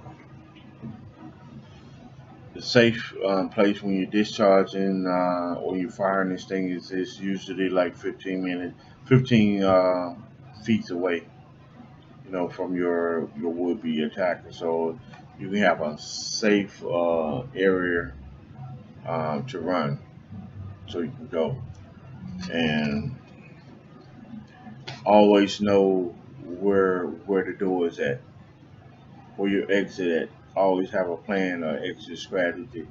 Don't put yourself in a bind in a place where you can't get out of. That you have to run past the individual again, unless you know that you got this guy down. He's not going to be able to get you, and you can just run away. Um, Make sure that there's not multiple assailants. A lot of times you might just see one, but there's another one hiding somewhere. There's a watcher. There's somebody that's a lookout man, something. Most people don't do too much alone. There's always somebody. There's always a getaway driver. So we talked about earlier. We talked about a battery indicator on the back. When you don't see no light, the green light's good. Yellow, orange light, not so good. When there's no light, uh, that means it's bad news. You're not able to utilize your trusted friend. So get that. Order about two, three of them at a time. Your backup batteries. Uh, it's best to have them. Don't need them, then to need them. Don't have them. So these products they sell out real quick. Go to your local dealer, stock up. Um, each one of these things they have shelf lives. Your cartridges have a shelf life of 5 years. Um, they they're perfect. Just keep them in dry places. Keep them stored from moist and different things like that. So when they get down to the point, try to practice, try to make sure that your weapon is functional. Um, Test it every 30 to 60 days. Make sure it's functional through all your tests, because you don't want to have it in there and then you got somebody in your house, you need to use it, you squeezing the trigger, there's no arching going on, you put your cartridge inside, there's no firing, you got it on, you making sure that it's on fire. It is on fire because it's up. You can see the red dot there is hot, it's ready to go. Bam, bam, bam. You ain't got nothing going on. What the world? Oh Lord, what I'm gonna do now? Had you had checked it every 30 to 60 days, you would have known that you needed a new battery, that it wasn't working properly, that the battery was low. It was so wet. But I thought I had turned it off. I thought I had turned it off just because when, a lot of times you be checking it out. You might lay it down. You forget that you didn't turn it off. But lucky for you, there's an automatic turn off after 20 minutes. It will automatically shut itself off. But you got to understand too, things will happen. It's still in the on position. Who's to say it's not going to kick back in after a certain amount of time, and then it's going to stay on for another 20 minutes. Then it's going to stay off, go off. It's going to kick back in for another 20 minutes. Next thing you know, your battery's going to be dead. Boom. So always check it. Always be careful, be mindful of how you lay your weapon down. That's why they say store your ammunition in a place other than where you have your weapons. So if you do that, you pull your cartridge out, store them in a different location, be on the safe side, pop your battery out, keep it in a good place. That way you know it's not on, you don't need it, it's not in use. Put it in proper storage. If you want to, every night, take it out, put it on your pillow, put it on your dresser, should attach it to your pajamas that you want. It don't matter. Um, you got it. It's working. It's functional. There's no surprises. Good to go. Gotta have a plan. Whatever it's gonna be, whatever works best for you. Hey, you're the man. You're the woman. Work it out. Like I was trying to explain to you all earlier, this here is what they call a taser bolt. This here is the taser bolt. It's kind of like a rectangle type of weapon with a curve to it. Um, has a handle. It works pretty good, similar to utilize the same cartridge as a taser bolt. Um, it doesn't have all that other spinach going along with it, which do have the battery lighting indicators that's on there, and it does have like a trigger that's under here to be able to see it. Got your flashlight, got your cartridge, got your laser, got your battery, you got your trigger back here. So trigger control, you got your battery light indicator. So it says you have all that right up here when you're dealing with your triggers and your battery indicator. So it's all that. So trigger button. So it's not too bad. Move on pretty good. It has a similar features, same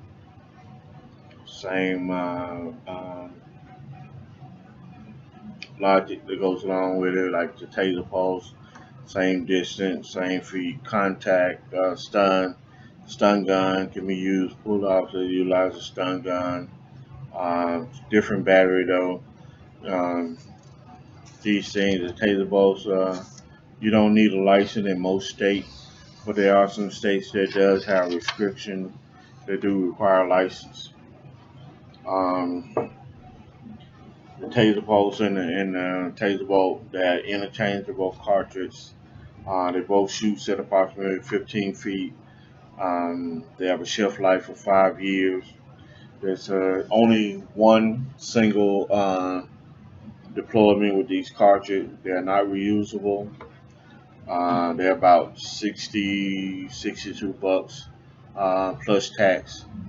They come two in a cart, two. They come two cartridges and a pack.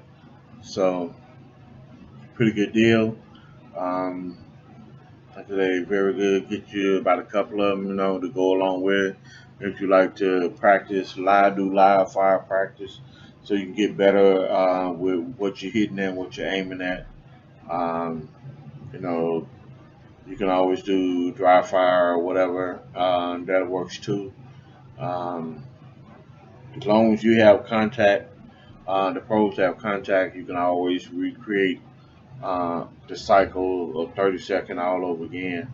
So be mindful of that. Don't just fire, then pull your cartridge out. Make sure that your suspect is incapacitated and immobilized.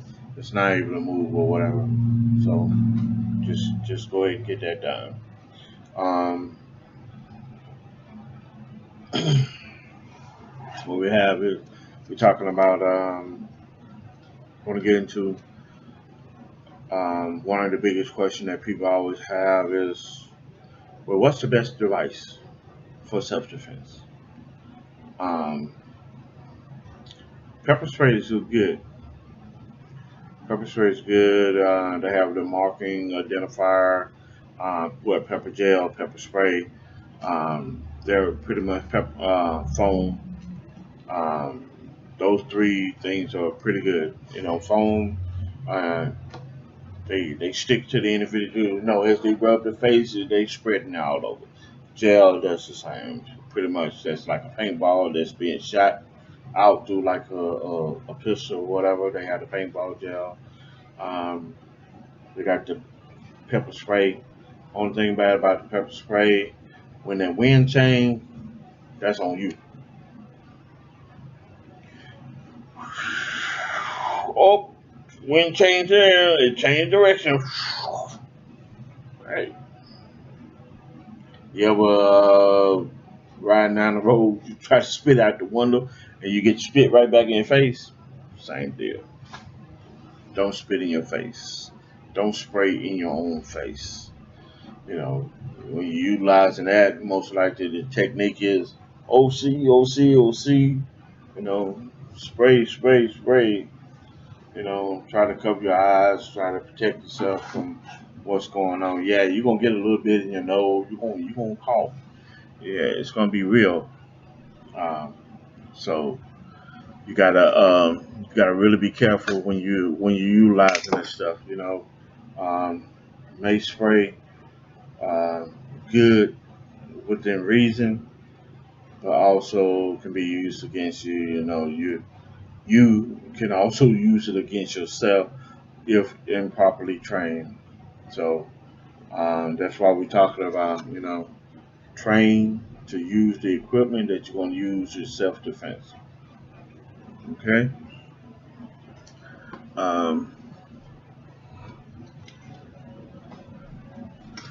like I said, you got this with this, you got a taser.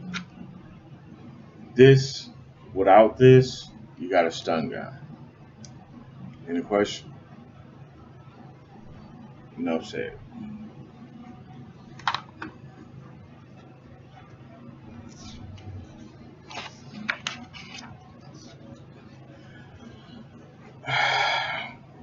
We talked earlier. We repeating again about the AFID, the tags.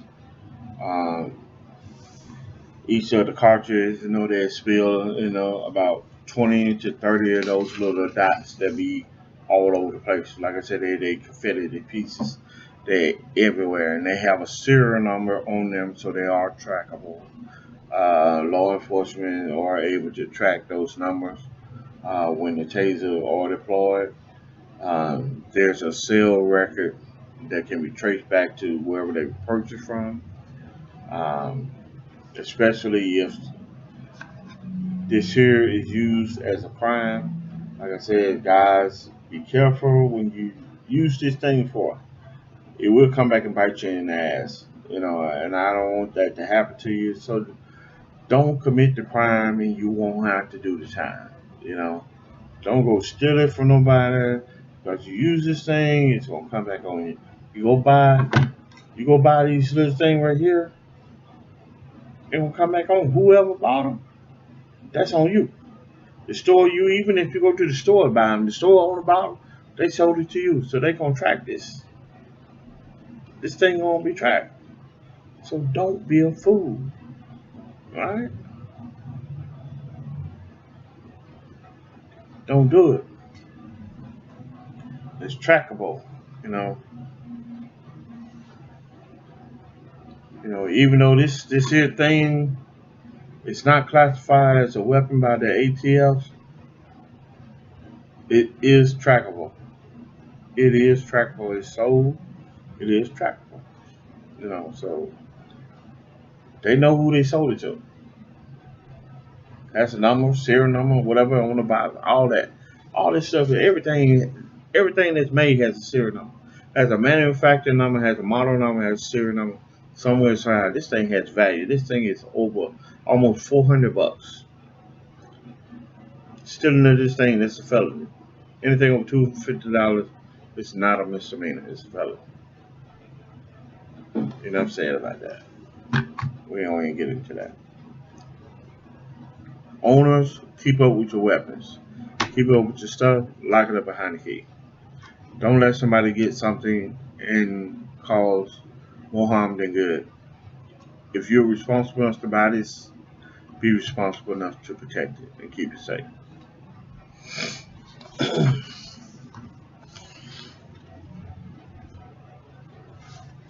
And like I tell you about self-defense, a taser would be a more preferable weapon to be able to use.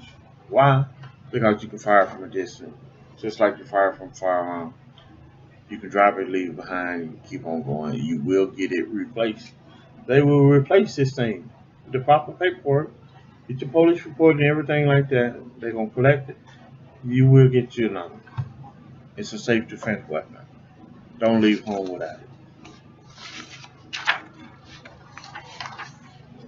When we talk about some of the states that please forgive me. Some of the states that have restriction, and a lot of states that don't have restriction on utilizing tasers. Well, let's take a look at some of those. There's a nice little picture of some of the states. As you see that green all over the place, these green states have no restriction. Now you see the ones in the blue, those are the ones that says you got to have a permit. The one in the red, tasers are only allowed in the home. The one in the yellow, that means that permits are required to have ownership of it. Let's go back to the blue. We talk about permits are required, but permits are required to have a concealed. You are required to have a concealed carry in the blue states.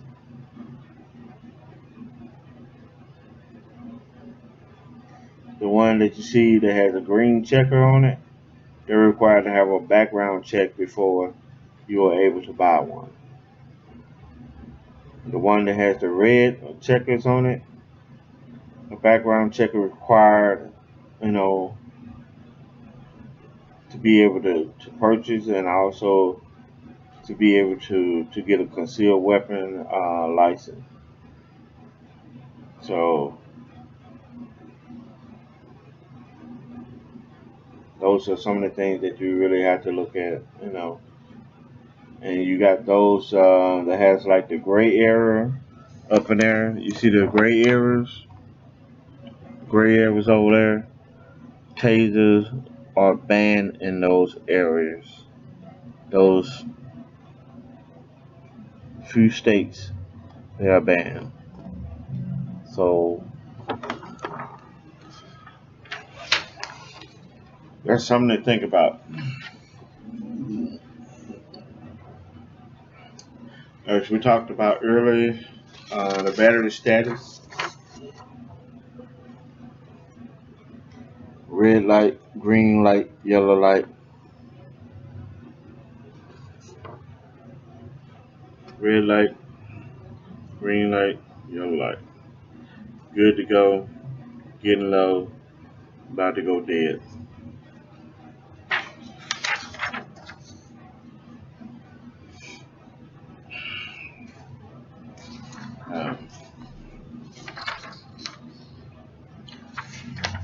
showed you earlier how to replace the battery.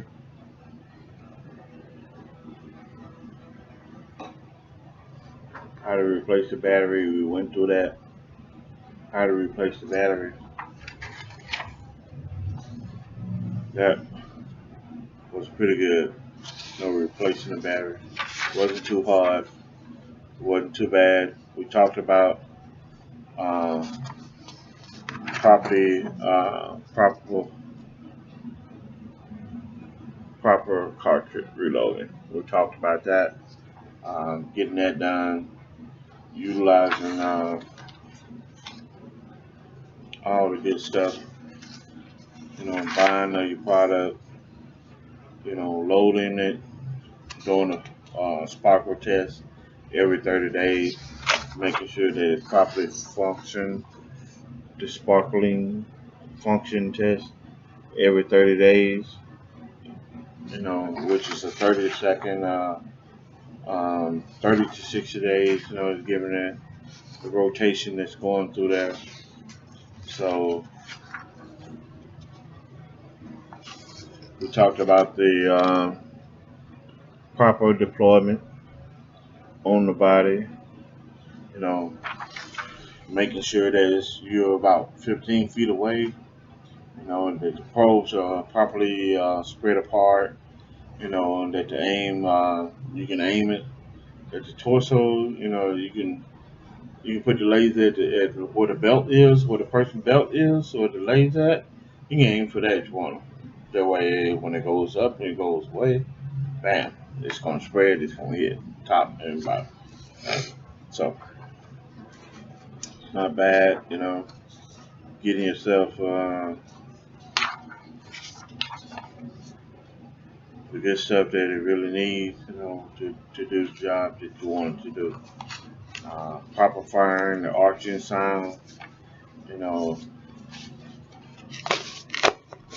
um,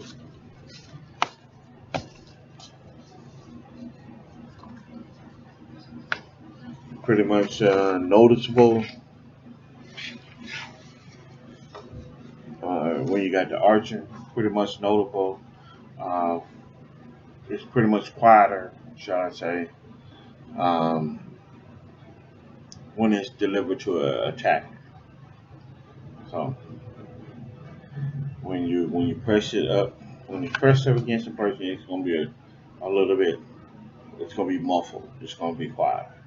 But when it's out in the opening, there's no contact. The arch is just flickering. It's not up against anything, so it's gonna make a lot of noise.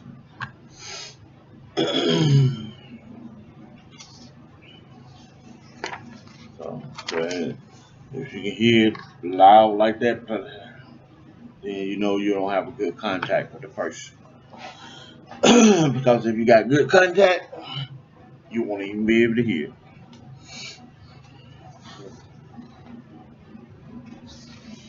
So, and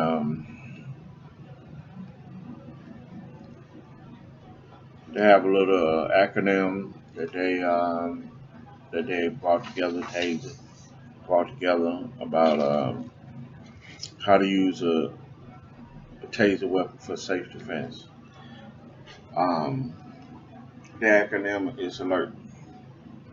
They want you to aim, fire, and assess the situation. They want you to lay down your device on the ground, and they want you to escape in a safe direction. They want you to pick up your telephone, and they want you to call the police. And while you're doing that, they want you to think safe and stay safe. Thank you all for watching, for listening to me, for seeing in my video. Y'all have a good day.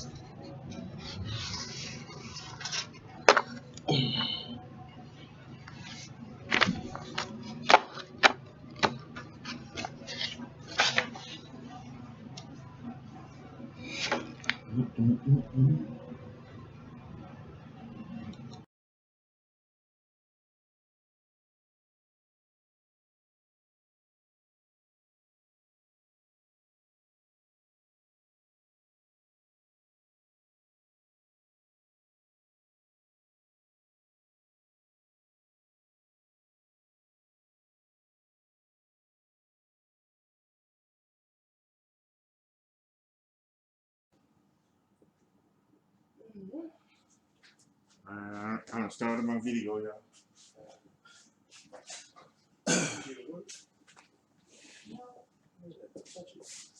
Hello, how you doing? Today I'm going to demonstrate how to fire a taser and show you exactly how utilizing the taser for personal protection and how the drones come out and how they're going to actually position themselves on the target. You might be able to see when the taser hit this patented target, it's going to light up a little bit. My aim is going to be at the center mass right here. We're going to demonstrate using it on safety, which is right now. As you see, there's no laser coming out. It's a red laser. As it turns on, you see the flashlight and the laser going to come out. So we're going to give some commands, verbal commands, on how our approach should be. Keep in mind, this is just how I would do it. Ask us to develop your own technique on what commands you can give based on the time and the threats. So here we go. Keep in mind, this might be a little bit loud. The farther away you be from your target, the better the prone is going to be. Keep in mind, this is a self-defense weapon. This is not a massive use of force weapon where you want to actually kill someone or actually hurt someone. You just want to have enough time to fire your weapon, keep the relay going, place your weapon on the ground, and get away. So here you go. Stop. Do not advance any further. If you do, I will utilize my taser in self-defense. Please, stop, stop, stop.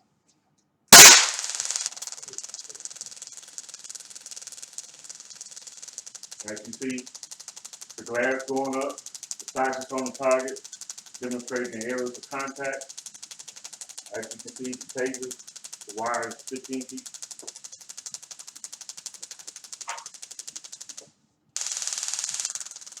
One landed here, good space in between, and one is up top. Now it's actually stopped. Now you pull the trigger again. It's actually another relay going. So at this moment in time, you will lay it down, and you just take off running. You get away. Make your escape. And as you see, the cage is still going on. Keep going.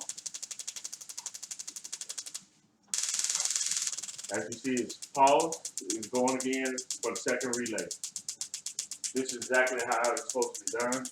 As you see, my weapon is down here, and it's stopped. And if you have time, you can always recharge again. Keeping your assailant down while you dial 911 or whatever. Now, if there's multiple threats, you can also come up. If you think there's not going to be, the person is not going down, you can make a third contact by using the taser here, utilizing a better contact position on it. Okay? As you see it firing up, you hear it down here. See? As you make contact, it's farther going. It's actually going. Notice it. Shooting out the side. Taking them down.